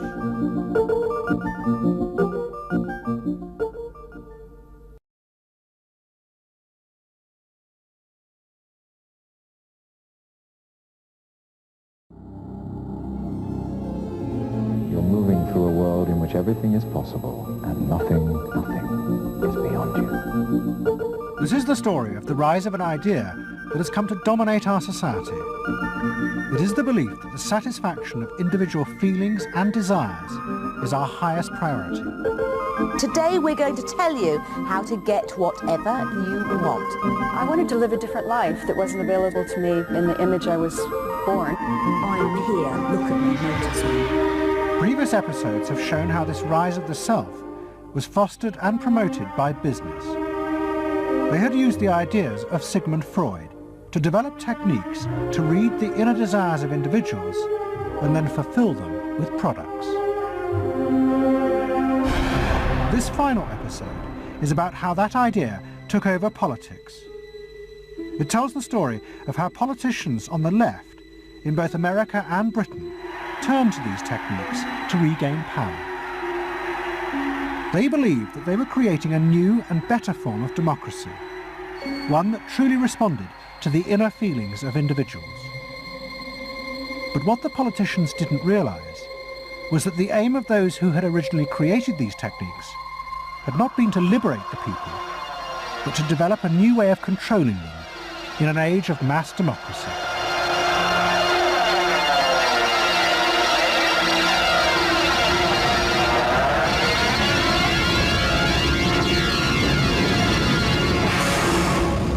The roots of the story lie way back in the America of the 1920s with one man. He was called Edward Bernays, the nephew of Sigmund Freud. Bernays had been one of the inventors of the profession of public relations, and he was fascinated by his uncle's theory that human behavior was driven by unconscious sexual and aggressive drives. Many of Bernays' clients were large American corporations, and he was the first person to show them how they could sell many more products if they linked them through images and symbols to those unconscious desires that Freud had identified. The strategy he offered them was that people could now look at the goods that were emerging within this society and not merely view those goods as things that they needed in order to deal with some specific material want, but also as goods which would stroke and respond to deep emotional yearnings. You know, how this bar of soap or this bag of flour will make you a happier, more successful, more sexually appealing, less fearful person, somebody to be admired rather than reviled. The powerful people in that world are those people who are capable of reading the public mind and giving the public what it wants in those terms. And Bernays was at the heart of it. Bernays was the guy who was the foremost articulator of the theories which were driving this new system. By the 1980s, Bernays' ideas had come of age. A vast industry had grown up in America, devoted to reading the inner desires of consumers. At its heart was the technique of the focus group. Previous episodes have shown how the focus group was invented by psychoanalysts employed by US corporations. The aim was to allow consumers to express their inner feelings and needs, just as patients did in psychoanalysis. The information was then used to promote and design new products that would fulfill those desires. And Edward Bernays, who was now nearly 100 years old, was celebrated as the founding father of this marketing world. Hi, Doctor. Good to see you. Come on up over here. There you go. Doctor, tell me again what the doctor is. What are we dealing with here? You're the father of public relations. What we're dealing with really is the concept that people will believe me more if you call me doctor. Oh, I see. So, that's a good idea. And Bernays' ideas and techniques were also about to conquer Britain in the 1980s. Unlike America, the ruling elites in Britain had always distrusted the idea of pandering to the masses. It was epitomised by the patrician elite who ran the BBC. Even as late as the 60s, popular programmes were referred to as ground bait. Their real job was to lure the viewers into watching the more serious programmes the elite knew was good for them. And market research reflected this attitude. Individuals were observed and classified by market researchers according to their social class, from A through C2, D and E. Probably they might be C2s. Yes, I think by the way they're carrying their luggage. All yes, no taxi. No taxi, and all stuffed in the bags like that. I think the lady possibly sets her own hair, which is always an indication. Yes. The children are nicely dressed. Yes, they are. Yes. Probably a skilled worker. A skilled, yes, yes, a skilled worker. I would think say so. Yes, I would say so. Certain apprenticeship or done some. That's right. Qualifying. We agree then. Yes, we think C2. We think so. Yes. When people were asked their opinion about both products and politics, they were selected by social class and asked only strictly factual questions about what they thought. Leaving your own party sympathies on one side, who do you think will win this forthcoming election? Labour. Labour? And tell me which you prefer. Which party do you think you'll be voting for? This time, Liberals. You'll be voting for the Liberals. And who do you think will be second? Conservative. This one. Okay. The idea that one might ask people what they themselves felt and desired, and then give it to them, was seen as alien to the ruling elites, which would challenge their belief that they knew what was best for the public. There's evidence in other countries, in the United States for example, where pollsters have been used before elections to interpret the mood of the public, and then you give people more what they want to have and less what they ought to have. But again, this could be alleged to be more democratic, I don't know. It's very dangerous ground, I think, though, when polls are used in that way. But then, in the economic crisis of the mid-70s, British industry was forced to begin to pay attention to the inner feelings of consumers.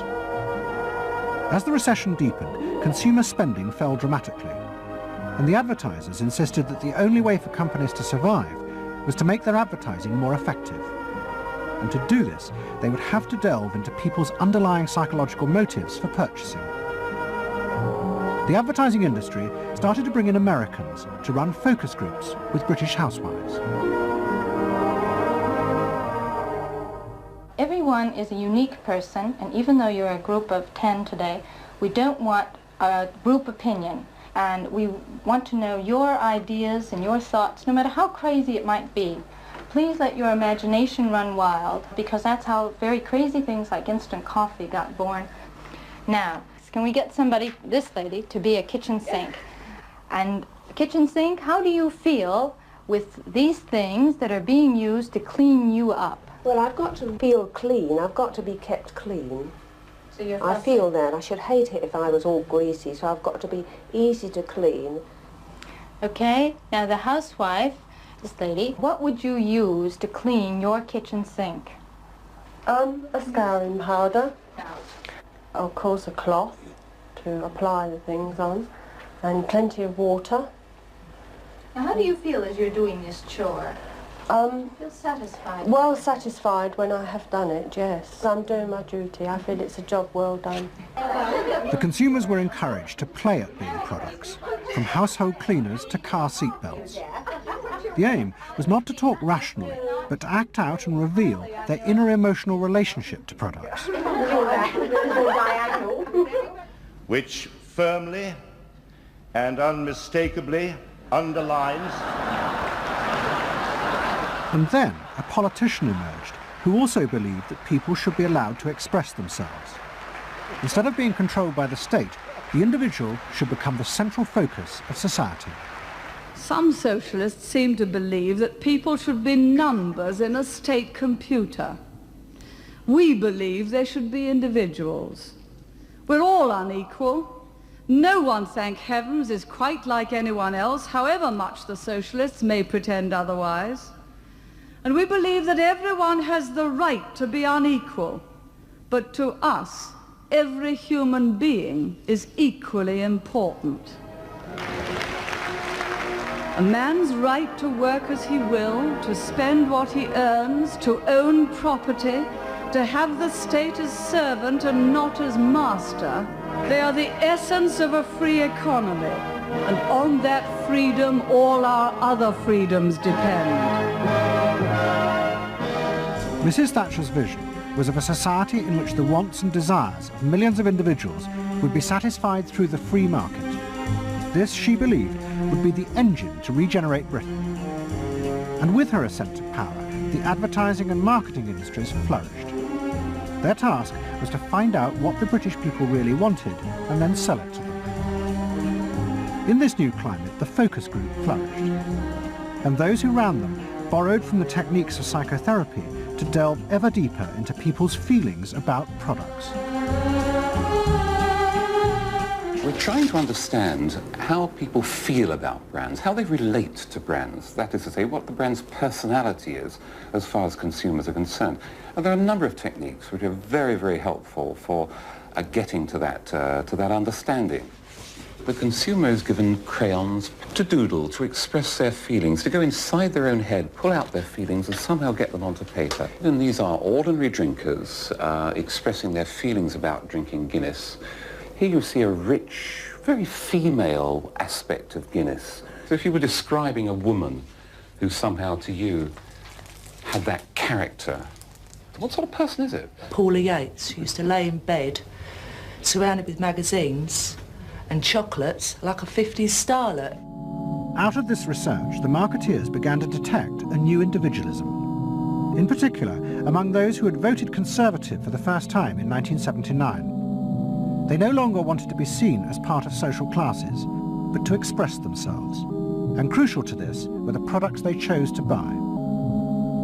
We identified that there was this trend towards what might be called individualism, where people wanted to still be part of a crowd, but to express themselves as individuals within it, to have their own personalities, to be, I suppose, their own men. I didn't want to be the same as everybody else. I wanted it to be a little bit different, a little bit individual. It's quite individual upstairs. It's not remarkable, but I think it's quite individual. It is expensive. It's Italian. It's Italian, it's expensive, and it's good quality. A little bit different. Yeah, we want to set our own standards, so nobody else has got what we've got. We just didn't want it be the same as everybody else. We just want to be different.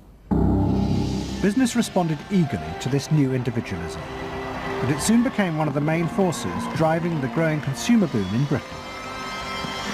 Using the data from the focus groups, manufacturers created new ranges of products that allowed people to express their individuality. Business also recategorized people. They were no longer divided by social class, but by their inner psychological needs. If the primary need is security and belonging, we call the groups mainstreamers. If it's status and the esteem of others, then it's aspirers. If it's control, it's succeeders, and if it's self-esteem, it's reformers. And this new marketing culture began to take over the institutions previously dominated by a patrician elite, in particular the world of journalism. The assault was led by the profession of public relations. In the past, PR had been seen as seedy and corrupt, but now it became a glamorous business, promoting products and celebrities. And one of the rising stars was another member of the Freud family, Matthew Freud, the son of the Liberal MP Clement. What Freud and other PRs realised was that they could use their celebrities as levers to infiltrate advertising into the editorial content of newspapers. The newspapers were offered exclusive interviews with celebrities, but only if they also agreed to mention products made by Freud's corporate clients, in terms dictated by the company. What happened with Freud's was that you effectively got some kind of product placement, or even product, the manufacturers of the product got some degree of control over how their products would appear in print. So if, for example, you did want to write about Caprice's passion for stuffed crust pizza, you would sign a contract which guaranteed that you would mention the firm Pizza Hut in at least twice in certain positions in the introductory paragraph of the article, that you would agree to run the Pizza Hut logo at such and such a size in such and such a place, and of course that you would agree to run the enclosed pictures of Caprice eating her stuffed crust pizza. There was no choice about how you would run this article in the press. You were effectively told how to run the article in the press. By Freud's? By Freud's. It's a rise of the corporate culture and the rise of business. To traditional journalists, this infiltration of advertising into the editorial pages was a corruption of their profession. But to Mrs. Thatcher's allies, like Rupert Murdoch, who owned The Sun and The Times, it was part of a democratic revolution against an arrogant elite who had too long ignored the feelings of the masses. They hate to see someone communicating with the masses. They feel that newspapers, the written word is not for the masses. That should be left to television, or perhaps to nobody. I'm very proud of The Sun, and The Sun was not represented tonight in your film. You just took page 3, which everyone seems so fascinated with. What about page 1, page 2, every other page of the paper? It was a typical piece of slanting and elitism by the BBC, who, after all, in order to get viewers for this program, put on a very sexy episode of Star Trek, which I was watching out in the room there. Oh, I don't think they put it on to get us viewers. I think we just are lucky to follow them. They try to carry viewers into these show programs. You know how it's done. By the late 80s, Mrs. Thatcher and her allies in advertising and the media had brought the desires of the individual to the centre of society. As last week's episode showed, it was the same transformation that President Reagan had brought about in America. Both politicians had encouraged business to take over from government the role of fulfilling the needs of the people. In the process, consumers were encouraged to see the satisfaction of their desires as the overriding priority. To Thatcher and Reagan, this was a new and better form of democracy. But to their opponents in the parties of the left, they had summoned up the most selfish and greedy aspects of human nature. Ronald Reagan and Margaret Thatcher both embraced an economic philosophy that says the unit of judgment was not only the individual, but it was the individual's personal satisfaction, the individual's own unique happiness and well-being. It was, in a sense, the triumph of regarding individuals as purely emotional beings who have needs and wants and desires that need to be satisfied and can be satisfied unconsciously. It goes way back to the early part of the 20th century, to Freud, to notions of the unconscious, the assumptions that we are, in terms of our rational minds, we're little corks bobbing around on this great sea of hopes and fears and desires of which we are only dimly aware, and that the role of a marketer, the role of somebody selling something, including a politician, is to appeal to this great swamp of desire, of unconscious desire. The left believed the opposite, that the way to create a better society was not to treat people as emotional, isolated individuals, but to persuade them to realise that they had common interests with others, to help them rise above their individual feelings and fears. Let me assert my firm belief that the only thing we have to fear is fear itself. Nameless, unreasoning, unjustified terror, which paralyzes needed efforts to convert retreat into advance. This idea had flourished in America in the Depression of the 1930s. President Roosevelt, faced with the chaos caused by the Wall Street crash, encouraged Americans to join together in trades unions, to set up consumer groups, and to pay for a welfare system for those trapped in poverty. His aim was to create a collective awareness which would become a powerful weapon against the unfettered power of capitalism, which had caused the crisis. That idea had driven the Democratic Party for 50 years. But now, Roosevelt's inheritors railed vainly against the effects of the self-interest encouraged by President Reagan. There is despair, Mr. President, in the faces that you don't see. Maybe, Mr. President, if you stopped in at a shelter in Chicago and spoke to the homeless there. Maybe, Mr. President, if you asked a woman who had been denied the help she needed to feed her children because you said you needed the money for a tax break for a millionaire or for a missile we couldn't afford to use. The worst thing Ronald Reagan did was to make the denial of compassion respectable. He said, you've worked hard, you've made your money. You shouldn't have to feel guilty about refusing to throw it away on people who choose to be homeless and who choose not to work. That's what he said. He said it with an elegance and a kind of benign aspect that disguised its harshness. You think we can do anything about it? Well, why not? If we can work together now to look after the lives of the people here, I don't see why we couldn't work together afterwards to clear up the mess and help build a better world in which these things can't possibly happen. The qualities we've learned from comradeship and common suffering are not going to be wasted after this war. It's out of experience like ours that the new world will be built. That same idea of marshalling the collective force of the masses to challenge the entrenched power of wealth and business had also led the Labour Party to power in Britain after the war. But in the 80s, Labour, like the Democrats in America, lost election after election as millions who had once voted for them switched their allegiance to the Conservatives. There it is, going blue just about everywhere, sweeping the country. The rural parts of Britain now have gone blue. For they are the party of yesterday, and tomorrow is ours. In the face of this, a growing number within the Labour Party became convinced that if they were ever to regain power, Labour would have to come to terms with the new individualism. One of them was an advertising executive called Philip Gould, who had been a lifelong Labour supporter. Gould believed that Labour's leadership had become corrupted by the same patrician arrogance that dominated all Britain's institutions. They denigrated and disapproved of the new aspirations of working-class voters. Labour stopped listening to these people. And I remember the best example of this was after the election of 1983, which was the election above all where the people's voices just were not heard.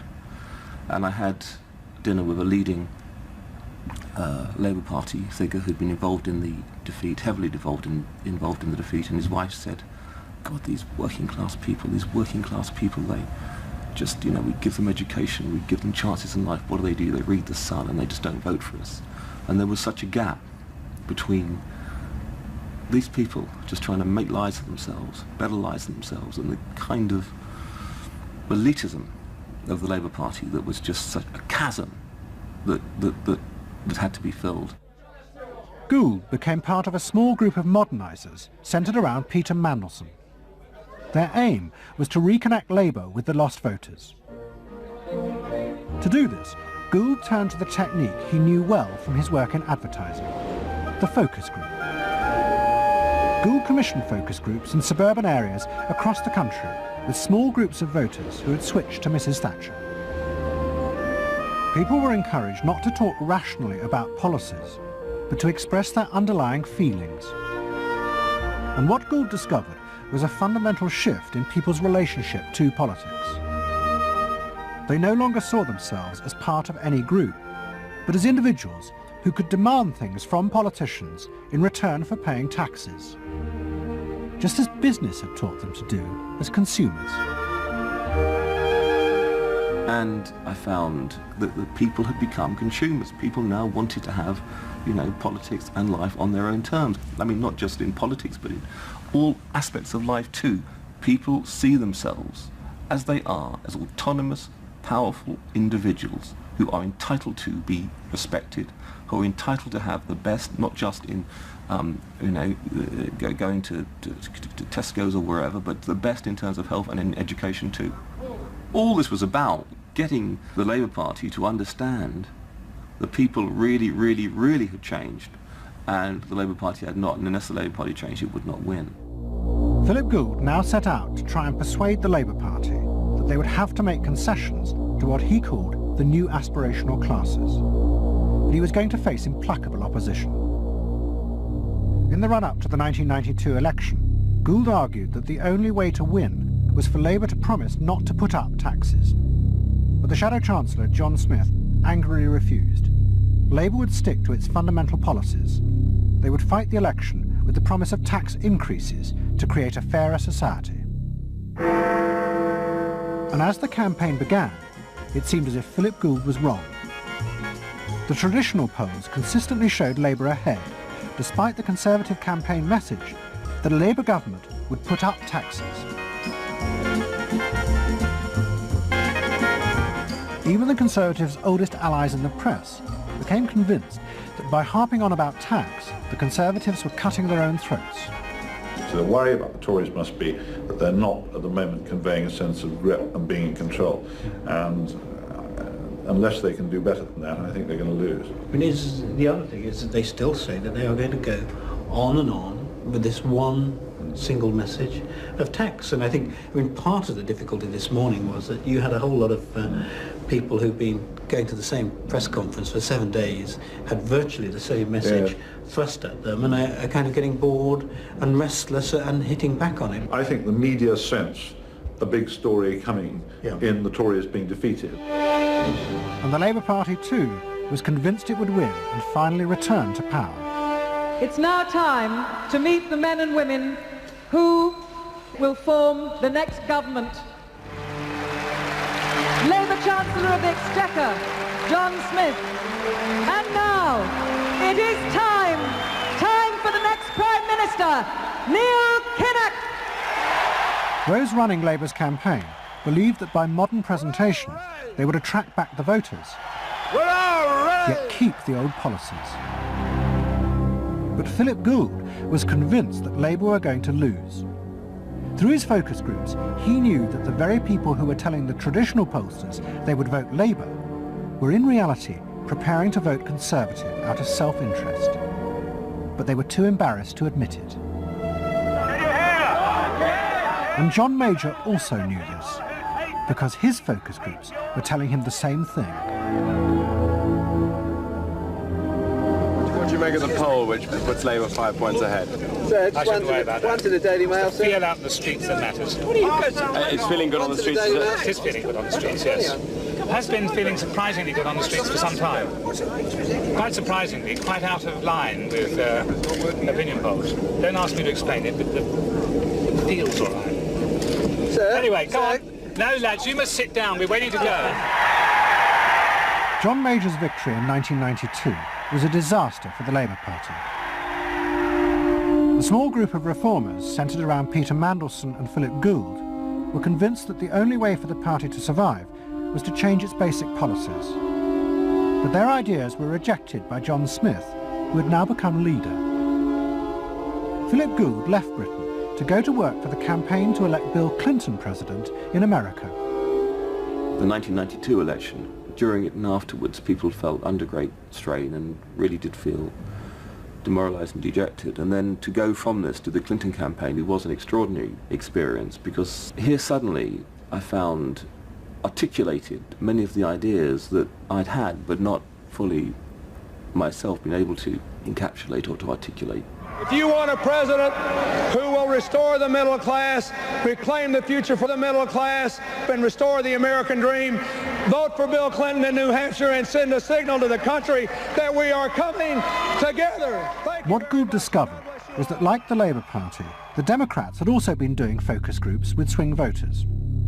The difference was that Bill Clinton had decided to tailor his policies to fit with these voters' desires.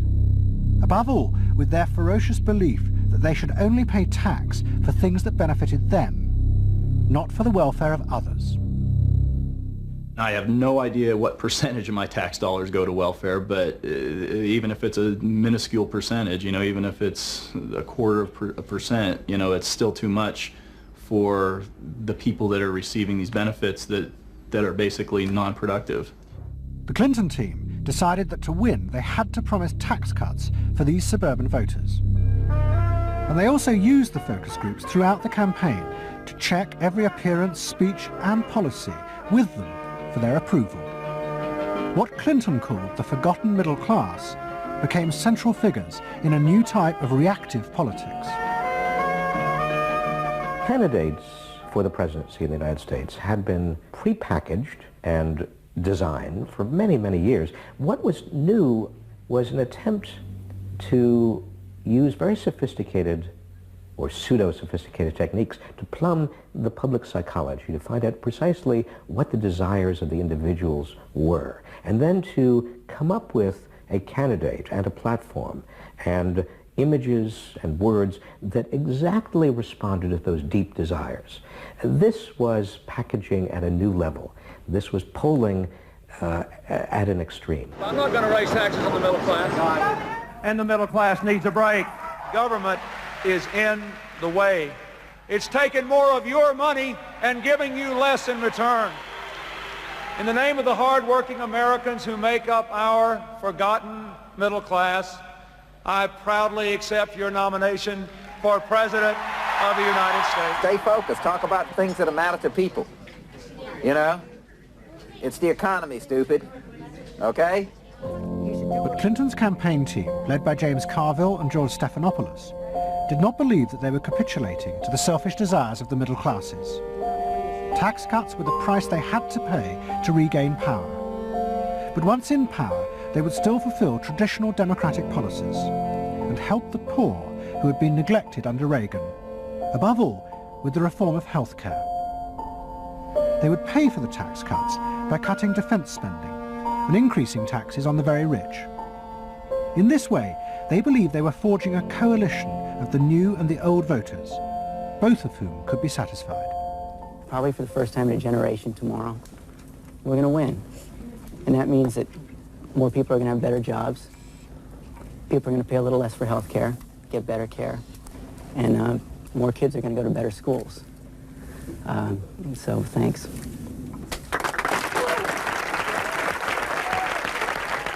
But the Democrats' optimism was to be short-lived. In November 1992, Clinton was triumphantly elected president. But within weeks, his administration discovered that the budget deficit was far greater than they had anticipated. At a meeting in the White House in January 1993, the head of the Federal Reserve told them that the deficit was nearly $300 billion. There was no way they could borrow any more without panicking the markets and causing a crisis. The only way to pay for the proposed tax cuts would be to cut government spending, not just on defence, but on welfare. Clinton was faced with a choice between the old politics and the new, and he chose the old. The tax cuts were dropped, and he tried to inspire the country with the old democratic ideal of government spending to help the poor and disadvantaged. Tonight I want to talk with you about what government can do, because I believe government must do more. To put people to work now, to create 500,000 jobs, jobs to rebuild our highways and airports, to renovate housing, to bring new life to rural communities and spread hope and opportunity among our nation's youth. Healthcare reform sounds like a great idea to me. Well, I know, but some of these details sure scare the heck out of me. Like what?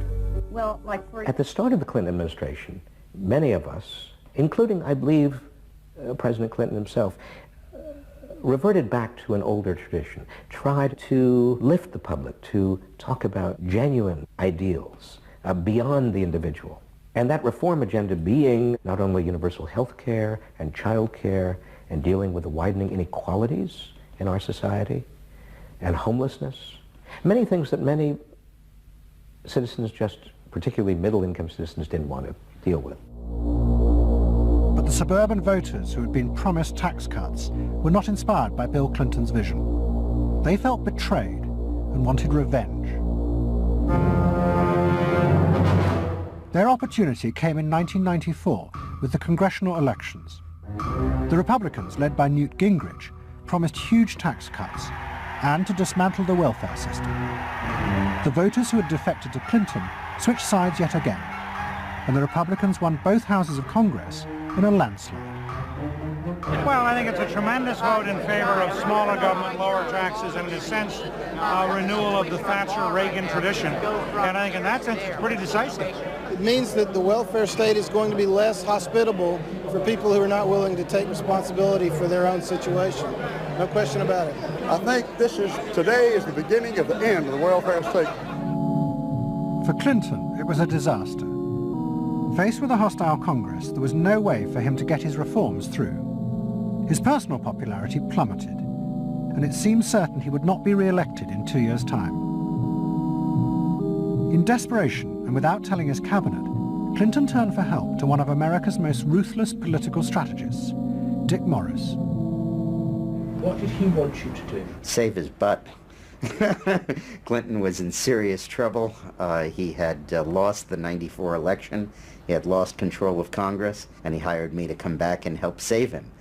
So he was basically asking me to perform roughly the same role as a life preserver would if you're drowning.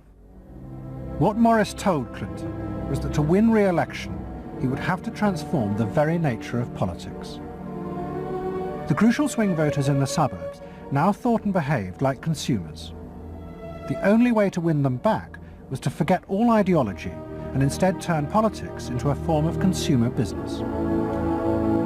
Clinton must try to identify their personal desires and whims and then promise to fulfill them. If he followed those consumer rules, they would follow him. I said that I felt the most important thing for him to do was to bring to the political system the same consumer rules philosophy that the business community has. Because I think politics needs to be as responsive to the whims and the desires of the marketplace as business is. And it needs to be as sensitive to the bottom line, profits or votes, as a business is. I think that all of this involves really a changed view of the voters, so that instead of treating them as targets, you treat them as owners. Instead of treating them as something that you can manipulate, you treat them as something you need to learn from.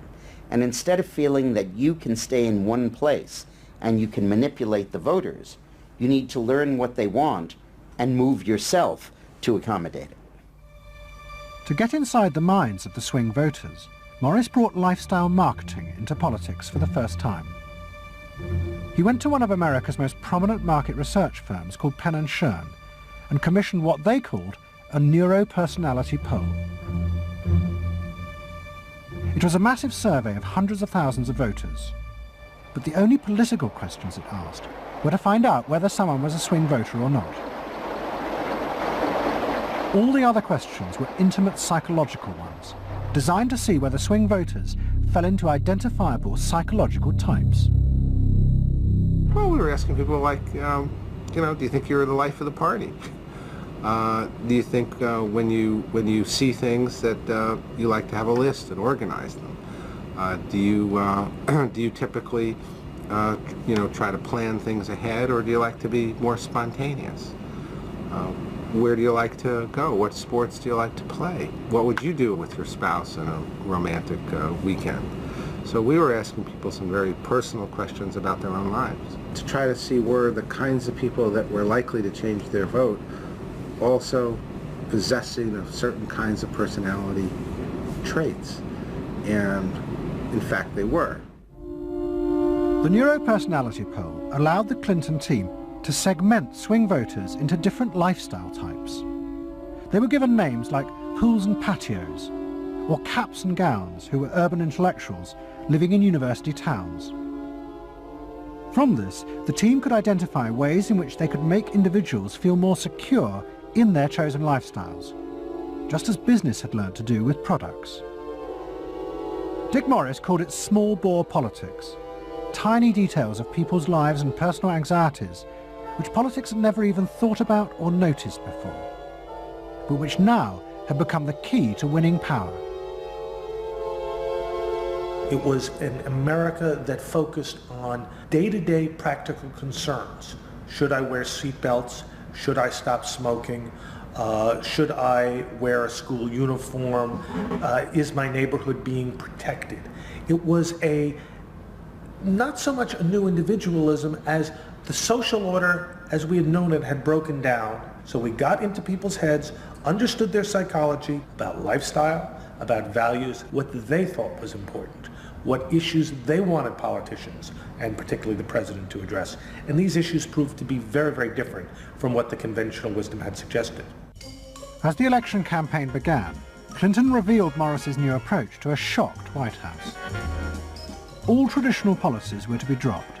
Instead, he would concentrate exclusively on policies that targeted the worries of the swing voters. V-chips would be fitted into televisions to prevent children from watching pornography. And mobile phones would be fitted into school buses to make parents feel more secure. Dick Morris also persuaded the president to spend his leisure time in the same way as particular groups of swing voters. He sent Clinton on a hunting holiday, dressed in exactly the Gore-Tex outfits a group called Big Sky Families liked. The aim was to reflect swing voters' lifestyles back to them. The Liberals in Clinton's cabinet hated this approach. And I would say, well, Dick, why have a campaign? This was the 1996 campaign. If all the president is going to do is offer up these little bite-sized miniature initiatives that appeal to people's desires, like consumers, buying soap, V-chips that you could put in your televisions so you could make sure that your children did not have pornography, and school uniforms. Why talk about them? They're so mundane and they're so tiny. And he would say back, if we don't do this, we may not get reelected. And I would say, what's the point of getting reelected if you have no mandate to do anything when you're reelected? And he'd say, what's the point of having a mandate if you can't get reelected? Isn't the ultimate goal getting reelected? But Morris's new politics were an extraordinary success. Clinton's ratings among the swing voters began to soar. And Dick Morris, along with the marketeer Mark Penn, took effective charge of making White House policy. Mark Penn set up a huge call center in an office block in Denver. And every night, hundreds of telephone operators called swing voters in suburbs across the country to check with them every detail of policies that Clinton was proposing. The policy was made by a group of people manning telephones in Denver, Colorado, placing calls to voters in places like Westchester and Pasadena, and asking them what they wanted from their government, and asking them very specifically about specific policies that Bill Clinton was considering. Would you be more likely to support him if he offered this particular government service, or if he offered that one? Those people told them what they thought. Mark Penn transmitted that to Bill Clinton, and it came out of his mouth. So essentially it was suburban voters in the 90s were creating American domestic policy, and some of its foreign policy as well. Right. Yeah, Mark Penn was polling on questions like whether we should bomb in Bosnia, things like that. Morris also insisted that Clinton make a symbolic sacrifice of the old politics to convince the swing voters to trust him. In August 1996, Clinton signed a bill which ended the system of guaranteed help for the poor and unemployed. Welfare would be cut back after 2 years in order to force people into work. The new system was called welfare to work and would, he said, be a hand up, not a handout. It was the effective end of the guaranteed welfare system created by President Roosevelt 60 years before. For many in Clinton's cabinet, it was also the end of the progressive political ideal that Roosevelt had represented. The belief that one used a position of leadership to persuade the voters to think and behave as social beings, not as self-interested individuals. Dick Morris and the pollsters had won. And by that I mean that the people who ultimately got to the president, shaped the president's mind, were those who viewed the voters as just a collection of individual desires that had to be catered to and pandered to. It suggests that democracy is nothing more, and should be nothing more, than pandering to these unthought about, very primitive desires.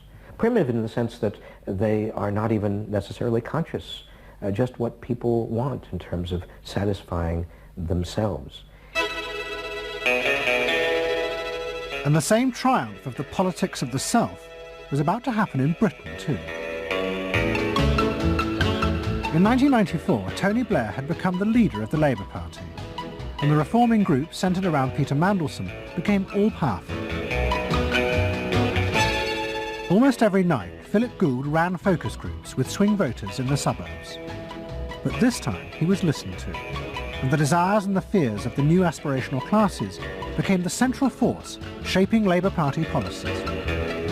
In that period, I was talking to people who used to vote Conservative and were considering voting Labour, and they wanted understood that they are financially pressed and that there are limits to the extent to which taxation can be improved. They think that crime is an issue that matters to them and should be respected. They want welfare to go to people who deserve welfare, not to people who do not. This was seen of by many in the Labour Party as selfish. I never saw that it was selfish. I believe that a dad or a mum doing their best for their family isn't selfish. They're just doing their best for their family, and that's what people do. A crackdown on those who make life hell in their local neighbourhoods through noise or disturbance. Law and order is a Labour issue today. Philosophy of campaigning is, let's concentrate on swing voters, let's focus group them to find out what they want and what will appeal to them, and let's just relentlessly push those themes in the election. Something is happening to you. After promising to put money in your pocket, the Conservatives are quietly taking it away. Philip Gould was crucial because he gave the raw material, if you like, for these politicians to do this kind of politics. In that when he came up with stuff, they'd follow it, pretty much without exception. Blair himself would pore over these sort of 12-page memos and say, well, this is what we must do. We want people to earn more, to consume the good things of life. We want people to pay lower taxes. Gordon Brown says the Labour government would hold the main tax rates unchanged. The Labour government will not increase the basic rate of tax. I want to make it clear that I will not increase tax. In fact, the Labour Party does stand for Middle England, those that aspire to do better, to get on in life and be ambitious for themselves and their families will do better with Labour. Groups of 8 people drinking wine and nibbling, Cheerios, what they thought determined effectively everything that the Labour Party did. And although those running the campaign liked to portray the new approach as their invention, it was in fact copied from the Americans, even down to the phrases that the American marketeers had tested on their swing voters. Peter Mandelson and his team were in the United States watching what we did and copied almost verbatim our approach in their 1997 campaign. The benefit system should be about giving people a hand up, not just a handout. Mandelson's not a fool if he's anything. He saw something that worked, so why not do it? And I can remember reading their manifesto and saying to myself, they just took it lock, stock, and barrel. On one hand you're proud, and on another hand, you bitch. And as in America, Labour was forced to drop policies that would not directly benefit the swing voters, even if it meant sacrificing its fundamental principles. The commitment to public control of industry, which was enshrined as Clause 4 of the party constitution, was dropped. The aim of Clause 4 had been to use the collective power of the people to challenge the unfettered greed of business. But now, Tony Blair was faced with crucial voters who no longer saw themselves as exploited by the free market. They saw themselves as individual consumers who were fulfilled and given identity by what business delivered them. The new Clause 4 promised not to control the free market, but to let it flourish. Business is more powerful than government. It is quicker, it is more creative. Business is the lifeblood of the country. From this come all the benefits that society needs. Employment, investment. I think, frankly, there is only one party getting business right, and that's New Labour. What New Labour did, it suits people who exert power in society not through the political system, or not through the democratic political system. So it suits big business, and it suits entrenched interest, and it suits the status quo. You know, those three things, of course, just off the top of my head, being the things that the Labour Party is supposed to be, you know, a counterforce to. What that means is big business get to carry on exerting their power behind the scenes, getting their way, because there's no countervailing pressure. Countervailing pressure isn't going to come from, you know, 8 people sipping wine in Kettering. Here he goes, turning an awful lot of other blue seats red as well.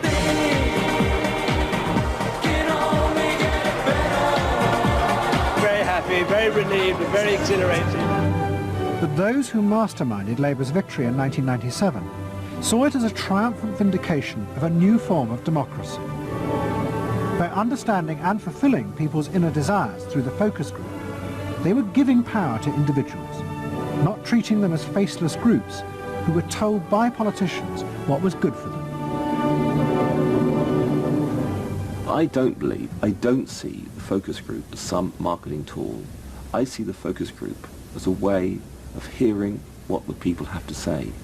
And I see the focus group as a way to a new form of politics. What the people give, the people can take away. We are the servants, they are the masters now. 1997 was, I think, fundamentally important in that. Because I think it is the end of the elitist politics that's dominated Britain for so much of the last 100 years.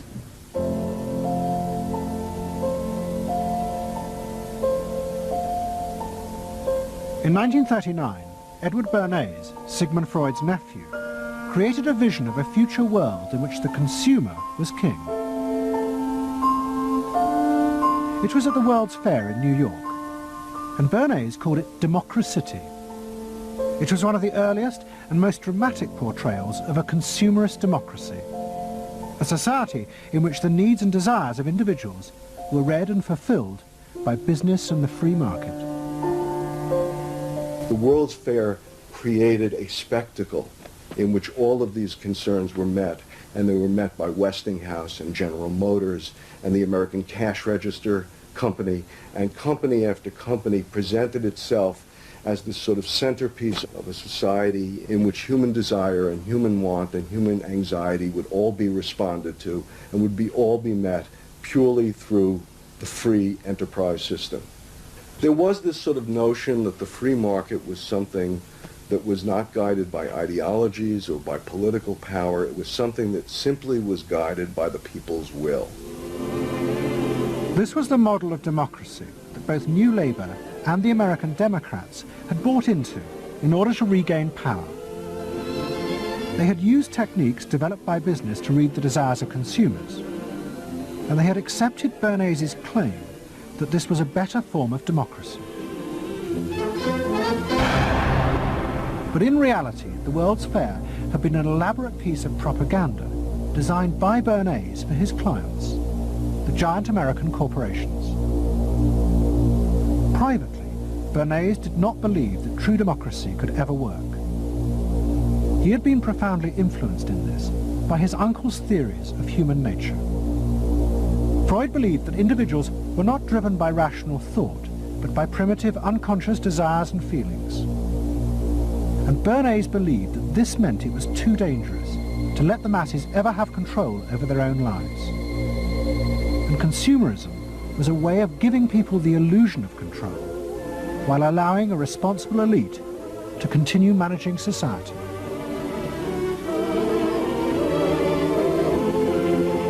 It's not that the people are in charge, but that the people's desires are in charge. The people are not in charge. The people exercise no decision-making power within this environment.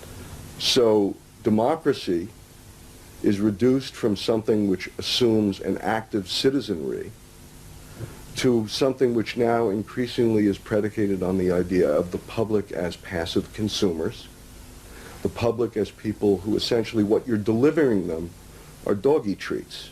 The problem for New Labour was that it believed the propaganda. They took at face value the idea promoted by business that the systems invented to read the consumer's mind could form the basis for a new type of democracy. Once in power, New Labour tried to govern through a system that Philip Gould called continuous democracy. But what worked for business in designing products led the Labour government into a bewildering maze of contradictory whims and desires. For much of Labour's first term, the focus groups said that the railways were not a high priority, and Labour's policies faithfully reflected this. But now, those same groups are blaming the government for not having invested more money sooner in the railways. The point about focus group politics is that there isn't one because people are contradictory and irrational, and so you have a problem in terms of deciding what you're going to do if all you do is actually listen to a mass of individual opinions that are forever fluctuating and don't really have any coherence, and crucially are not set in context. So that's why people can say, you know, I want lower taxes and better public services. Of course they do. You know, you say, do you want to pay more taxes to get better public services? People are less sure. They then don't believe that if they do pay more taxes, they will be spent on better public services. So you end up in this quagmire where, you know, the truth is a politician has to say, look, this is what I believe. I believe that you should pay slightly more taxes to make better public services, and I pledge that I'm competent enough to actually use that money wisely. Do you want that? Vote for me, yes or no. And that's what Blair has failed to do. Tony Blair turns around and sort of tries to feed back to them what they already believe, and given what they believe is sort of a load of individual, incoherent, contradictory nonsense, that's all he has to offer. And then he wonders why people don't get him. You know, the answer they don't get him is because they're looking for someone to do something that they can't do themselves, which is actually come up with a coherent political opinion that they might have faith in. New Labour are faced with a dilemma. The system of consumer democracy that they have embraced has trapped them into a series of short-term and often contradictory policies. There are now growing demands that they fulfil a grander vision, that they use the power of government to deal with the problems of growing inequality and the decaying social fabric of the country. But to do this, they will have to appeal to the electorate to think outside their own self-interest. And this would mean challenging the now dominant Freudian view of human beings as selfish, instinct-driven individuals, which is a concept of human beings that has been fostered and encouraged by business because it produces ideal consumers. Although we feel we are free, in reality, we, like the politicians, have become the slaves of our own desires. We have forgotten that we can be more than that there are other sides to human nature. Fundamentally, here we have two different views of human nature and of democracy. You have the view that people are irrational, that they are bundles of unconscious emotion. That comes directly out of Freud. And businesses are very able to respond to that. That's what they have honed their skills doing. That's what marketing is really all about. What are the symbols, the music, the images, the words that will appeal to these unconscious feelings? Politics must be more than that. Politics and leadership are about engaging the public in a rational discussion and deliberation about what is best, and treating people with respect in terms of their rational abilities to debate what is best. If it's not that, if it is Freudian, if it is basically a matter of appealing to the same basic unconscious feelings that business appeals to, then why not let business do it? Business can do it better. Business knows how to do it. Business, after all, is in the business of responding to those feelings.